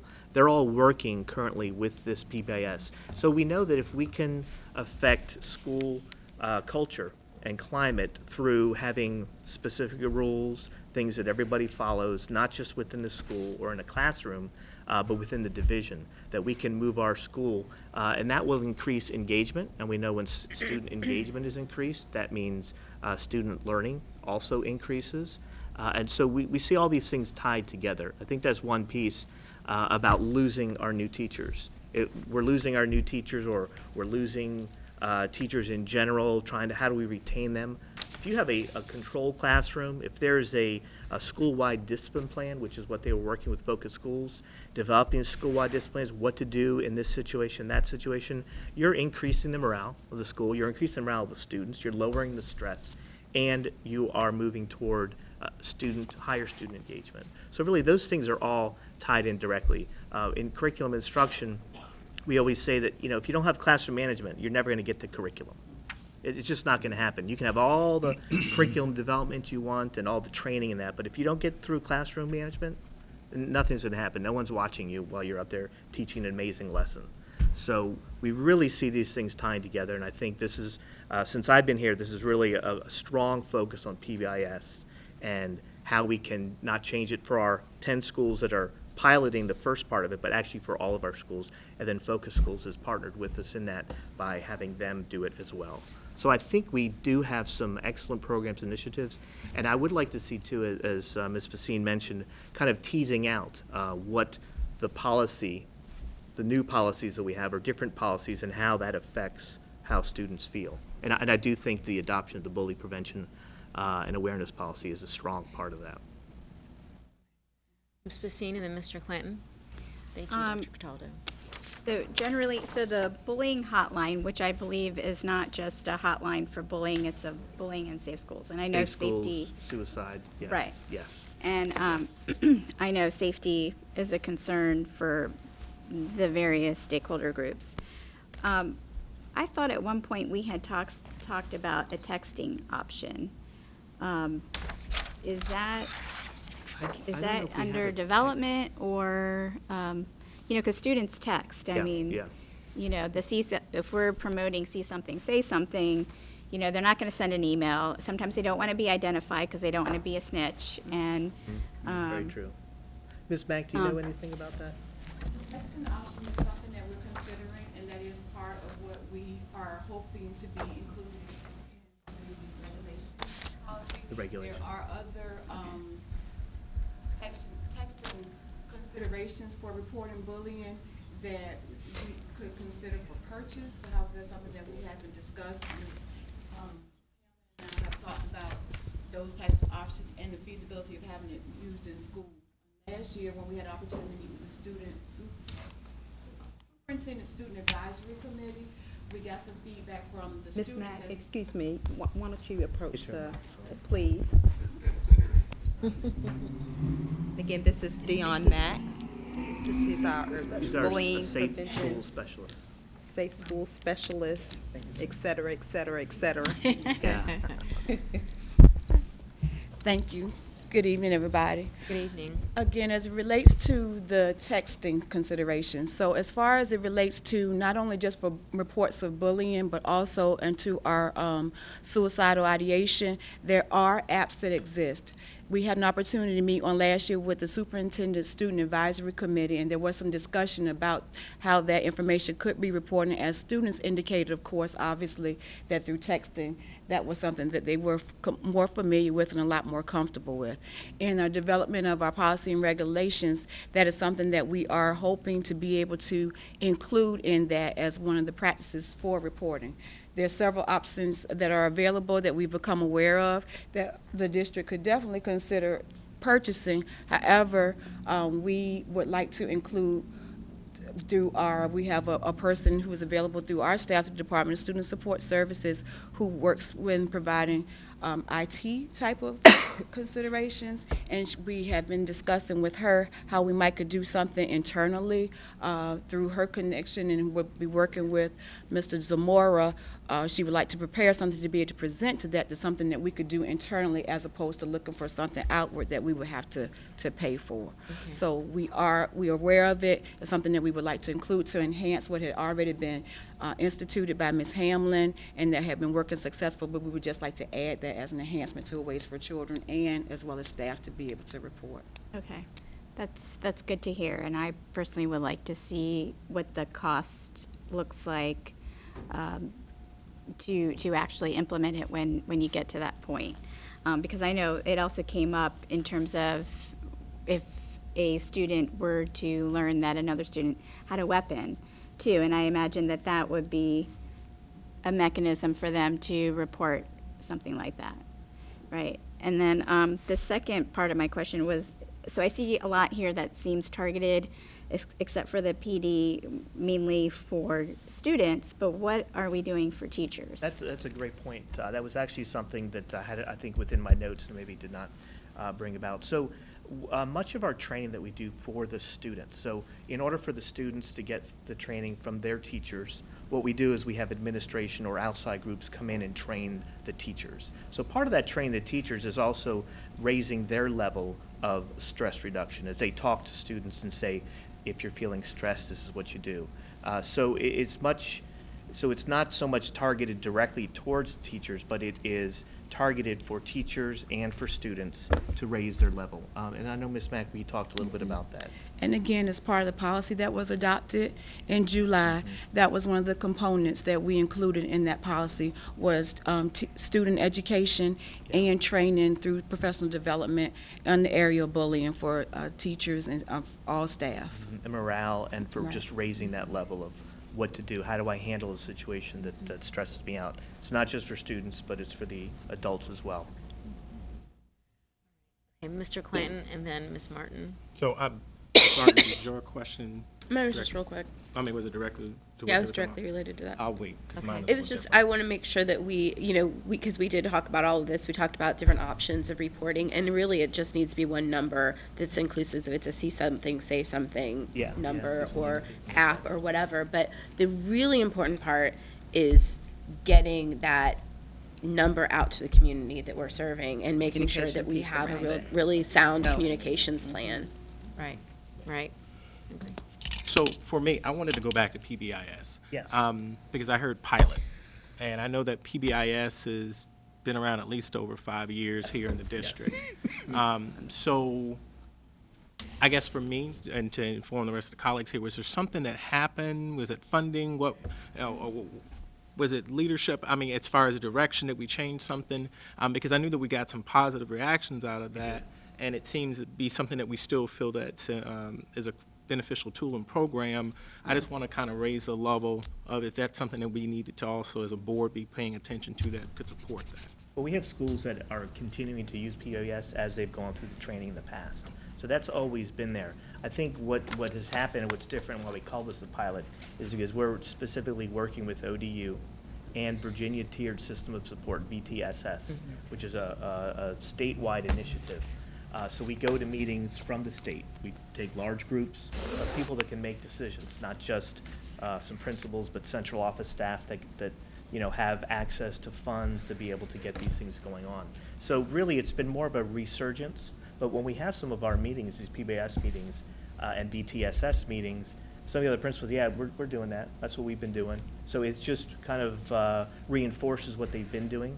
But really, right now, we're doing a stronger push with that support from ODU, with the support from the state and additional funds, and really trying to make this very solid and hit morale, student discipline, achievement, all kind of on those same areas, which they are all connected. So are there some identifiable gaps, I guess, as far as schools? I mean, Correct. There are some schools that maybe with the change in administration, not so much of a strong professional development push at the beginning of the year. They may not have received that training. Some of their teachers may be doing it. But we want PBIS to be school-wide. And we have behavioral specialists. We have 11 behavioral specialists that are tying in and working with these schools specifically. So what we'd like to see is have them work with schools. And so when we have a school that needs training, have that behavior specialist go there, do a training for the teachers, go through, reinforce what should be done in the class, work with the principals. So, yeah, it's really more of a resurgence, something that does work. I have one quick. Okay, Ms. Campson. I'd just like to compliment you on that, because the problem that we had with PBS when we were trying to implement it the first time was that there was a lack of fidelity. And it looks like now that you've got this extra support with your partnerships, you're going to hit the fidelity of implementation, and that's what was the problem. Probably if we're starting to move towards some restorative practices, you're going to have the same kind of cone of support to get that going, because, and you're right, when the principals change, it often falls apart. It does. I actually And attend I those really meetings. like how you've done this. The Resurgence is a good name, and I'm very impressed with the way you've brought together your resources to get that going, because when you've got it in there, PBIS makes all the difference, So thank you. Thank you. So I've taken some notes as far as items that we need to definitely follow up on. We'll definitely allocate Yeah. further time, and I do like the feedback of bringing back the practices that are being initiated based off of this past year's climate survey. What I think would also be helpful is, going along the same theme of timeline, is preparing for the board the timeline for this upcoming climate survey, what we should expect as far as when it will be rolled out, when results are gathered, and And you can share that right now if you need it. well, I mean, Okay. we can do it when we come back, because we're Okay. time-wise. But if there is a need for us to lend any kind of feedback to the VDOE with regards to getting that demographic information for this upcoming survey, so that we can have an impact for next year on those results. If we can do that now, and if that is a possibility, then I would say, let us know. Because certainly we want It's to my be, understanding, and Dr. Bailey can chime, the VDOE does not plan on doing the surveys this year. oh, okay. So they're going to do it every other year. So then, this upcoming survey is going to be within Norfolk Public Schools, okay. And I do support Ms. Campson's suggestion of making sure that central office is also included in that. I know that came up a couple of times as we were having discussions with different surveys. It's really, I mean, it's a good practice. I mean, even in the hospital setting, the doctors are evaluated, the nurses are evaluated. It's all because we want to continuously improve our practices. Got to close that loop. Exactly, Gotta close the right, loop. right. So, But if I could, I think your point's valid. If the thoughts are that we've heard that VDOE will be doing this, not in this coming year, but every other year, is that if they do that again in, I guess that would be 2021, is what recommendations and changes, like Ms. Basine said, is that we need the demographics. We do. So that can be broken down and looked at in a little bit more granular fashion, the actual results, and also then any specific things like that in terms of VDOE if they redo this again in next year. right. There's no guarantee that they will, but that's Right. what we've heard.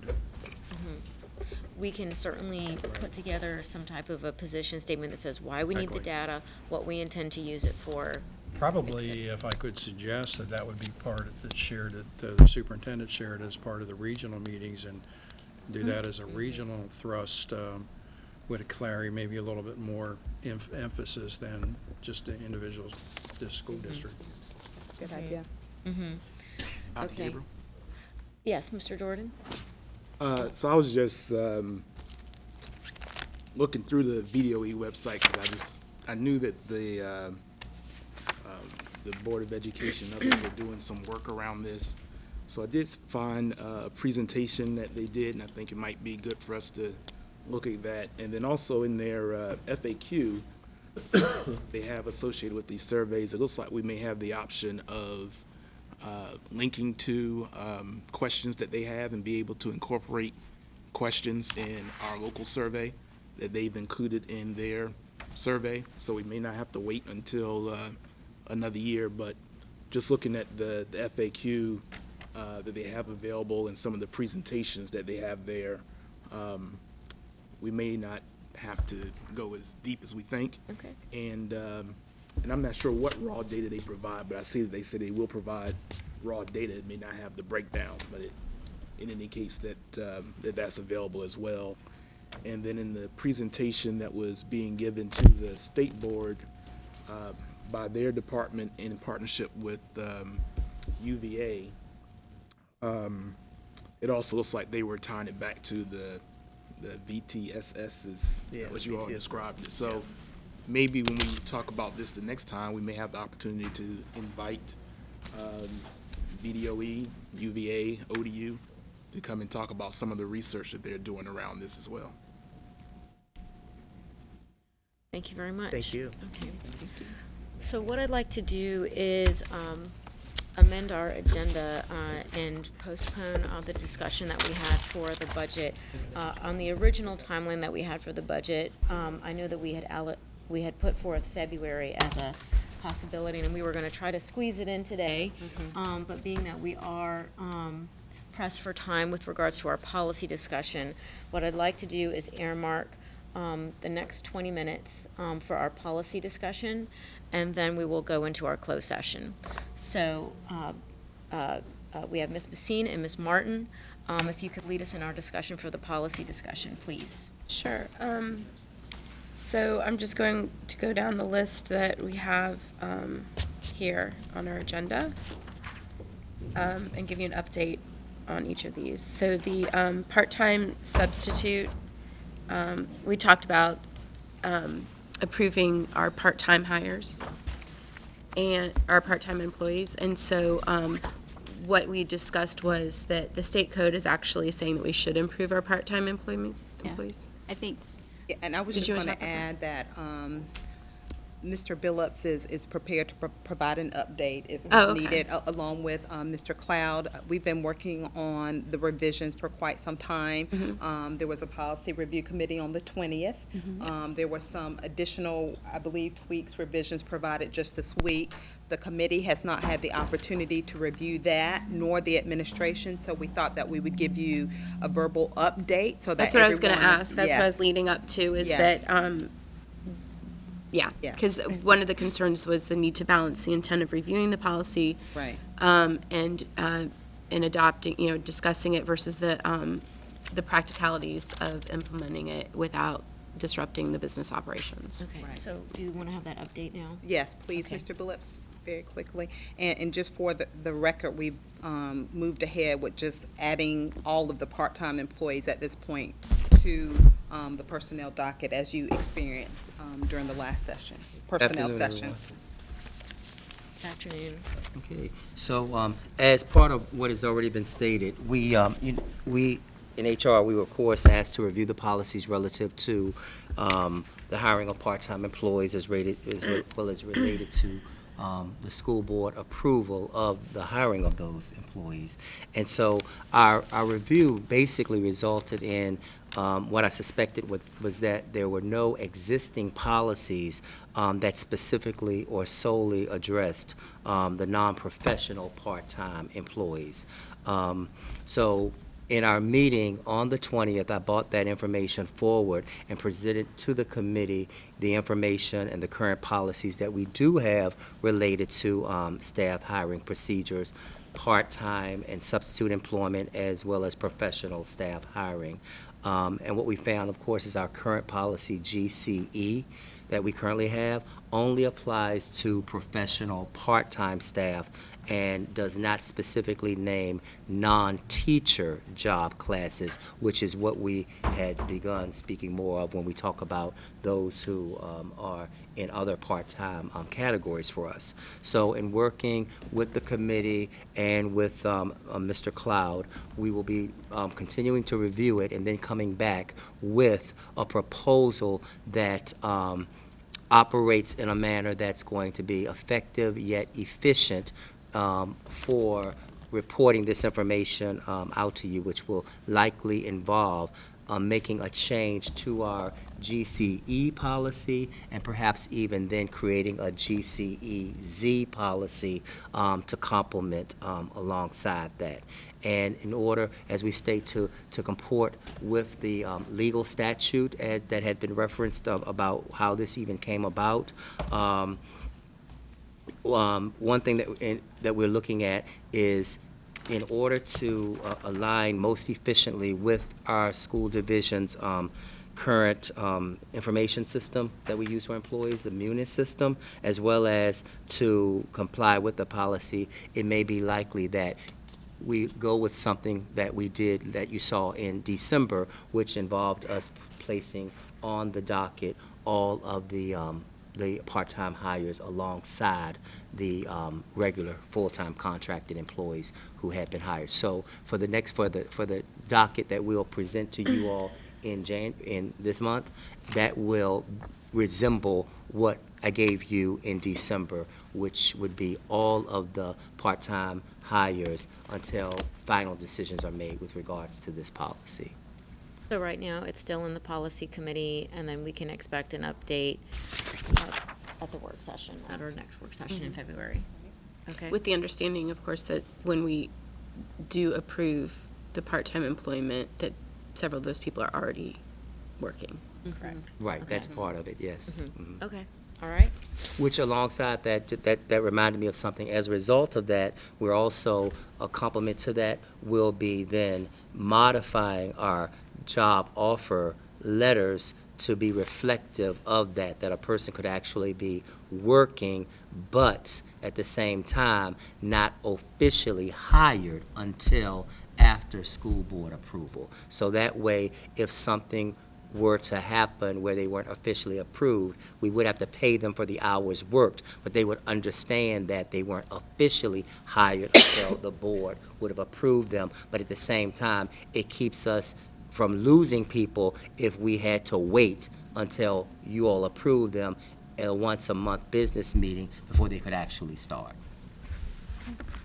All right. Okay. Thank you. Yep. Next. Okay, moving on to policy BDB, the special school board meetings. So this is the policy that states that either the chair or designee or two school board members could call a special meeting. Am I accurately saying that? It's Two or the more. chair or designee, or is it just the chair? Anyways, so essentially, it's not the majority that would be, that calls the meeting. And this is the state code. This is not Norfolk specific. And so this was brought about the last time that the this policy was used to call a special board meeting, whereas the majority of the board showed up and voted against hosting the meeting. And so the discussion was around, do we change this, and how do we change this? And we talked about three different options. One's changing it to the chair or majority, two being leave it the same, and three being have that number either be two or three, and plus the chair's approval. I've given this a lot of discussion, and we talked a lot about this. Tanya can share her thoughts on it. I see, as much as I did not like the circumstances that this was used, and I feel it was not in the true intention of what this policy is, what this policy is intended for, which would be, like I stated at that time, was something that is necessary and needed immediate action, and couldn't wait until our next scheduled meeting. And that is why I voted against going into the special session, closed session. So I guess it was an open session.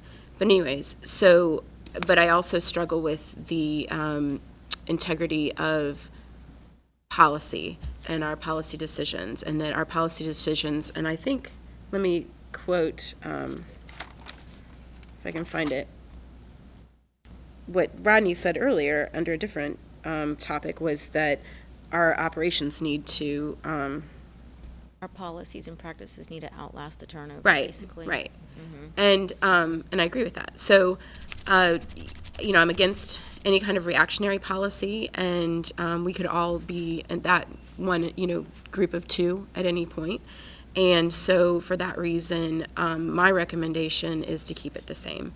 What I do see with what has brought us to this point of even questioning this policy is the dysfunction of this board. And that's something that is a continual struggle that we keep having on trust and communication.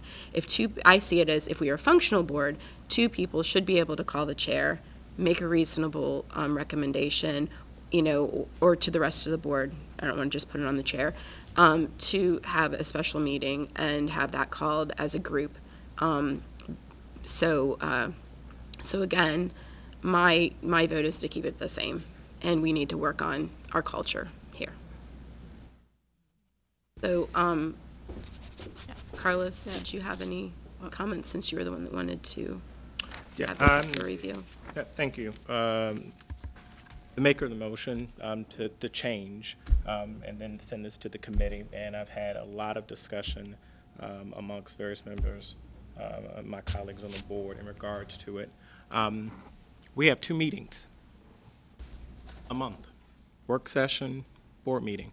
And so, again, my feeling is the same thing. If we're having a special call meeting, it's an emergency meeting. It's outside of the normal what we have. And also the identified policy that we have regarding how items get on the agenda, which I think our chair has even gone above and beyond, because now at the end of our work sessions, we, each members of this board, have an opportunity to state, things that we want to get placed on the agenda. So I'm just based on that, and this is not the first time where I believe in listening and hearing various concerns and so forth, and I'm not a person about just changing policy, and I believe in protocol, making sure that we kind of implement it in there. So I'm willing to compromise and to see it in there. My original action was not to silence a minority group or any group in there, but it was to say, use what we have in place so we don't have to have these meetings.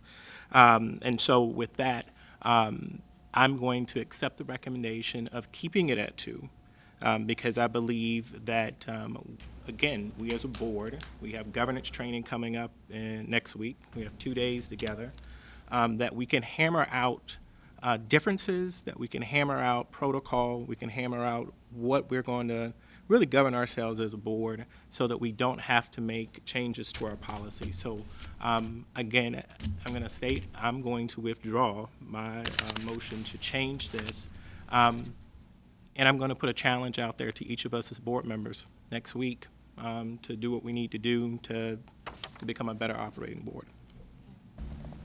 I accept that.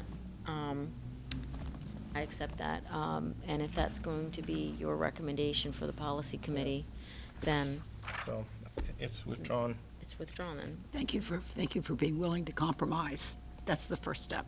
Thank you. Actually, since it's been withdrawn, I Okay. was, Okay. all right, explain this, yeah. Let me look at the agenda. I think that was it as far as the Policy policies. KB, no, we have KBE. The the public, Internet policy. I'm sorry, okay, Did you KBE. have a question? public participation was taken off the agenda, right? Okay. Okay. So, but but Madam Chair, I do want to speak to that, because that was something that I did Yeah, I submit to can- committee. I can And- speak to that. Okay. So the public participation, we did discuss it on December 20th. There was some corrections that we talked about that weren't posted. So to give the committee time to go back and look at the changes versus seeing it today for the first time, we're going to take it back to committee to look at the edited draft to make sure that we're all on the same page about the changes that we discussed, and then bring it back to the work session in February. So, if I may, Madam Chair, when you say edited version, are you saying a counter version? Because a proposal was submitted to committee, and that doesn't give the committee the authority to change and just resubmit something in. It gives the committee an opportunity to send an alternative to the board and to state either there isn't a agreement in the committee to support it, or that there's an agreement to not support it, and still send the recommendation for final approval to the board. So is that what you're saying? We have, the will of the board is to maintain the practice, correct? I mean, I think we talked about that last time.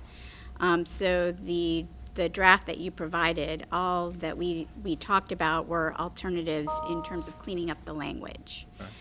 So the version that was posted did not include the edited, based on the language that you provided. So it was, and I guess you would consider that an alternative draft to be considered. Okay. So we want all of the board members to have that draft so that you would have time to look at it before today. And to also make sure, because it wasn't edited, that the committee is all on the same page about what the draft says. So I'm not gonna be the dead horse on this one. So we will be bringing it forward in well, I mean, February. November, December, January. Being, again, I'm staying in my same spirit. We have governance training next week. And I think that there's some things protocol-wise that we just as a full board need to flesh out. And I'm not picking on policy, but I think it's one of the ones that comes up every month because policy stuff, that's what we do. But I just think that we really need to hammer out what the protocol is for what's coming in the committee, and that we all have a clear understanding on it, and that we all have an agreement on it. Yeah. So I'm not gonna, like I said, I'm not gonna beat it up now. I think that when we have the appropriate time and training, that we all talk about it, and then we come out with agreements on it. Y'all, if y'all haven't Yeah. noticed, Mr. Jordan is shaking his head. This is good. Nodding my head. Nodding That's his an head. agreement. Yes. I was raising my hand to say that, if I may, that I am in agreement with that, because I think part of the work that we have to do is get a clarification for this governance team, Right. how the policy committee process works. Exactly. Because many, Yes. many governing folks done. recommend that we don't have these committees, because they say that the recommendation authority should be rested in the CEO, that the board is going to have committees, the committees around governance, and not committees around management. So I think we have to have that conversation about what's our philosophy, Right. and then update our processes to reflect whatever that current will of the board is. 2020. See, there's an agreement. All right, there we go, wow. Well, I do want to add that we did Compromise is discuss having lottery readings of the ticket. policy on Right. January 22nd and February 9th for public comment. So do we still want to do that? No. I'm sorry, repeat that one more time. Well, Ms. Martin. because the But I mean, it'd be, committee- the yeah. timeline would be then further, like, so it'd be Right. it'd be February 19th and March, Yeah, whatever the March whatever, date. the 22nd or whatever that is. Yeah, so I guess for it's adoption in March. earlier than that. Because it does impact the community who's coming to speak. We have to have, readings. For a first reading and a second reading, Right. actually. Right, so that they So- get to comment on the practice. So Yeah. can we do this as a, okay, we'll go ahead with your question, then I'll summarize. In the absence of a policy being adopted or a changed policy being adopted, shouldn't our current operations be in accordance with the existing policy? Yes, it should. That's the other piece. Okay. There are times when protocol or what happens goes in there and policy hasn't caught up, and then there's reverse times when policy's put in there and we haven't caught up with the actual protocol for implementation. And so that's one of those things that I like to talk about when we get together next week. What's the timeline around that to ensure, and some type of checkoffs to make sure that we don't lose that? And like what you were saying, Mr. Jordan, in that respect of when people change, that it outlives and it builds continuity. Right. Just for, oh, I'm sorry. And I'll save some of my comment for our training as well. But the key thing with the policy change is changes aren't unilaterally, but they're discussed amongst the board as a whole, and a decision is made by the board as a whole. And I think that's an area where we're missing it. Yes. Well, that's what I try to do here is bring some Yeah. background on how we got here, and then the Right. policy committee discussed it. We came up with recommendations or not, just I try to show all sides so that we can have that discussion here before voting. Yeah, just a point of clarity maybe for you, Mr. Clayton, and for Mr. Cloud. So I just want to make sure I'm following. So Ms. Smith was asking if we have existing policies. If we are discussing revisions of those policies, until the board votes to approve the policy, the existing policy is what's in effect? It's what's- Correct? It is. That's my understanding. It should be. Well, this was a pilot. we're trying something new. Well, we, Yeah, but how do you? But we I- I didn't don't- collectively I'm decide not that. trying to go, mean, I'm not trying to be specific. I'm just saying generally, But I'm saying. But the reality is that there are I mean- quite often times when protocol or actions go into place, and if specific policy hasn't caught up to it, because there hasn't been action on it. Or, let's just go ahead and use an example of part-time or employees of the district. Or employees who may want to become members of the district who are relatives of ours. Policy clear changed, but our protocol hadn't. Things that we had within the district hadn't changed and caught up with There it. can be That's diff- situations where Dependent your on the I policies, think this should be in fact, postponed are for illegal. governance training. Yeah, let's do this Let's later. move on. And then Right. you have to follow Yeah. the But I would, That's but just, Different. and that's, no, we see what, I just want to be clear. So there's board policies that govern. There are regulations that the superintendent What's in place. Right. administration creates for implementation. We have our goal is to always stay up to date with the law.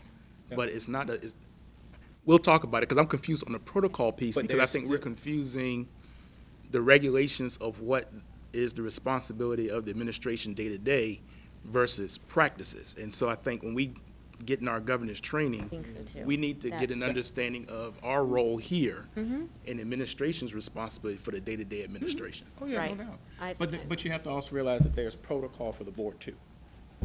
Just as much as we have policy, we also have protocols on how we get those things done. And I Right. think that that's a gray area Well- that we haven't always. But see, in my reading and understanding, board protocols should not get in the middle of administration day-to-day operations. No, and I'm not saying that at all. Okay. But So- we so let control me, our um, meetings. So And I let me do think this. there's I'm also gonna- a policy for where there are no policy. I think there's a policy. There is. Right. It's a catch-all. Okay.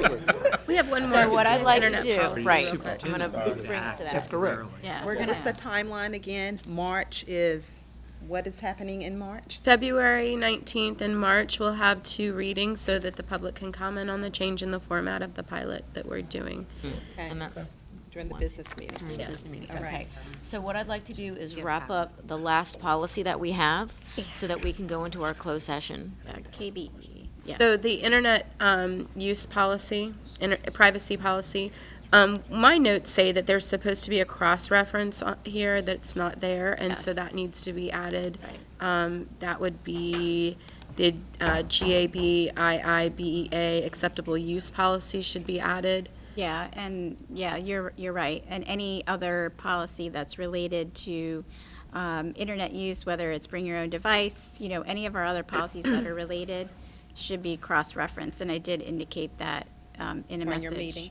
Well, we talked about it in the meeting, as Ms. Martin just said, and I noted that it was not included, and had sent that out to the committee as well to correct it. So it looks like. And it- then to accept the red line version, that's our recommendation, but with that cross-reference. Okay, so then on the consent agenda, it should be placed the clean version, which we're looking at the red line version right now, but it will be a clean version there for adoption with the addition of the cross-references. Correct. Okay, all right.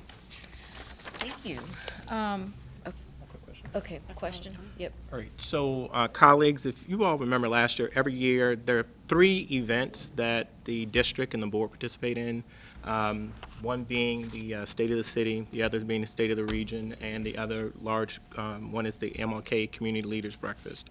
And so that is coming up on Monday, January 20th. And so as we're kind of getting ready to go in the other section there, it's at 7:30 a.m. at the Renaissance in Portsmouth. If you are able to attend and want to attend, let me know so I can get that information, okay? That's Because not, I've already had an invitation from Access, Oh, but to I sit would at the rather, table. yeah, Okay. but, because so we're together. Just for clarity, are you saying we're getting the table, you're asking us individually?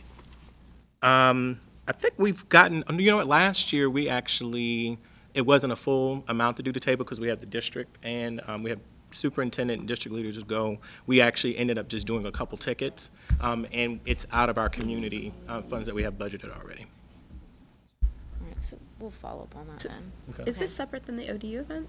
Yeah, this is separate than ODU. So are we not doing the ODU one like we did last year Okay, then? what we're gonna do That's a- is, we will rotates. get back with Mr. Clanton on whether or not you're available. He will send the information out, and we will make sure that the calendars will mesh. Can I have a motion to go into closed session? Dr. Gabriel, can I ask a quick question? It's for next week. Next week? Yeah, related to the Capitol Conference. I know some of us are going. Are we planning meetings with legislators? There was an email that went out. There was an Spanish email that went out, strategies. but I figured, at some point, we have to have that. So, three of us going. my schedule has changed, and so unfortunately, I'm not going to be able to go. Okay. I think, Ms. Martin, are you still going? Yes, I'm planning to. Okay. So we will confirm the schedule with all of the legislative meetings by Friday and send that out to you all, okay? We'll also we'll have the packets for you with the legislative agendas again, and then the information sheet on Norfolk Public Schools. So who's actually going? Tanya? I know, Ronnie, you'll be there. Okay. So, Madam Chair, I move that we move into closed session. Is there a second? Second. It's been moved and seconded. Any further discussion? Okay, Ms. Tanner, if you could please call the roll. Basine? Aye. Campson? Read the motion. Oh, you have to read Say aye. first. Oh, she told me to call the roll. Let me read it. You have to read the motion. Oh, Carlos read is the ready. motion. Go back, let me read it. I was following directions. Move that the members of the school board go into a closed session for the purposes which are set out in subsection A of Section 2.2-3711 of the Virginia Freedom of Information Act as amended 4A. Discussion or consideration of prospective candidates for employment. The subject of this portion of the session is for the further discussion of candidates for the position of superintendent of Norfolk Public Schools. B, consultation with legal counsel requiring the provision of legal advice by counsel pursuant to subsection 8 of the above cited code section. The subject of this section of the motion is consultation with legal counsel as needed concerning the personnel matter identified above. Ms. Basine? Aye. Campson? Aye. Clanton? Aye. Smith? Aye. Martin? Aye. Jordan? Aye. And Gabriel. Thanks.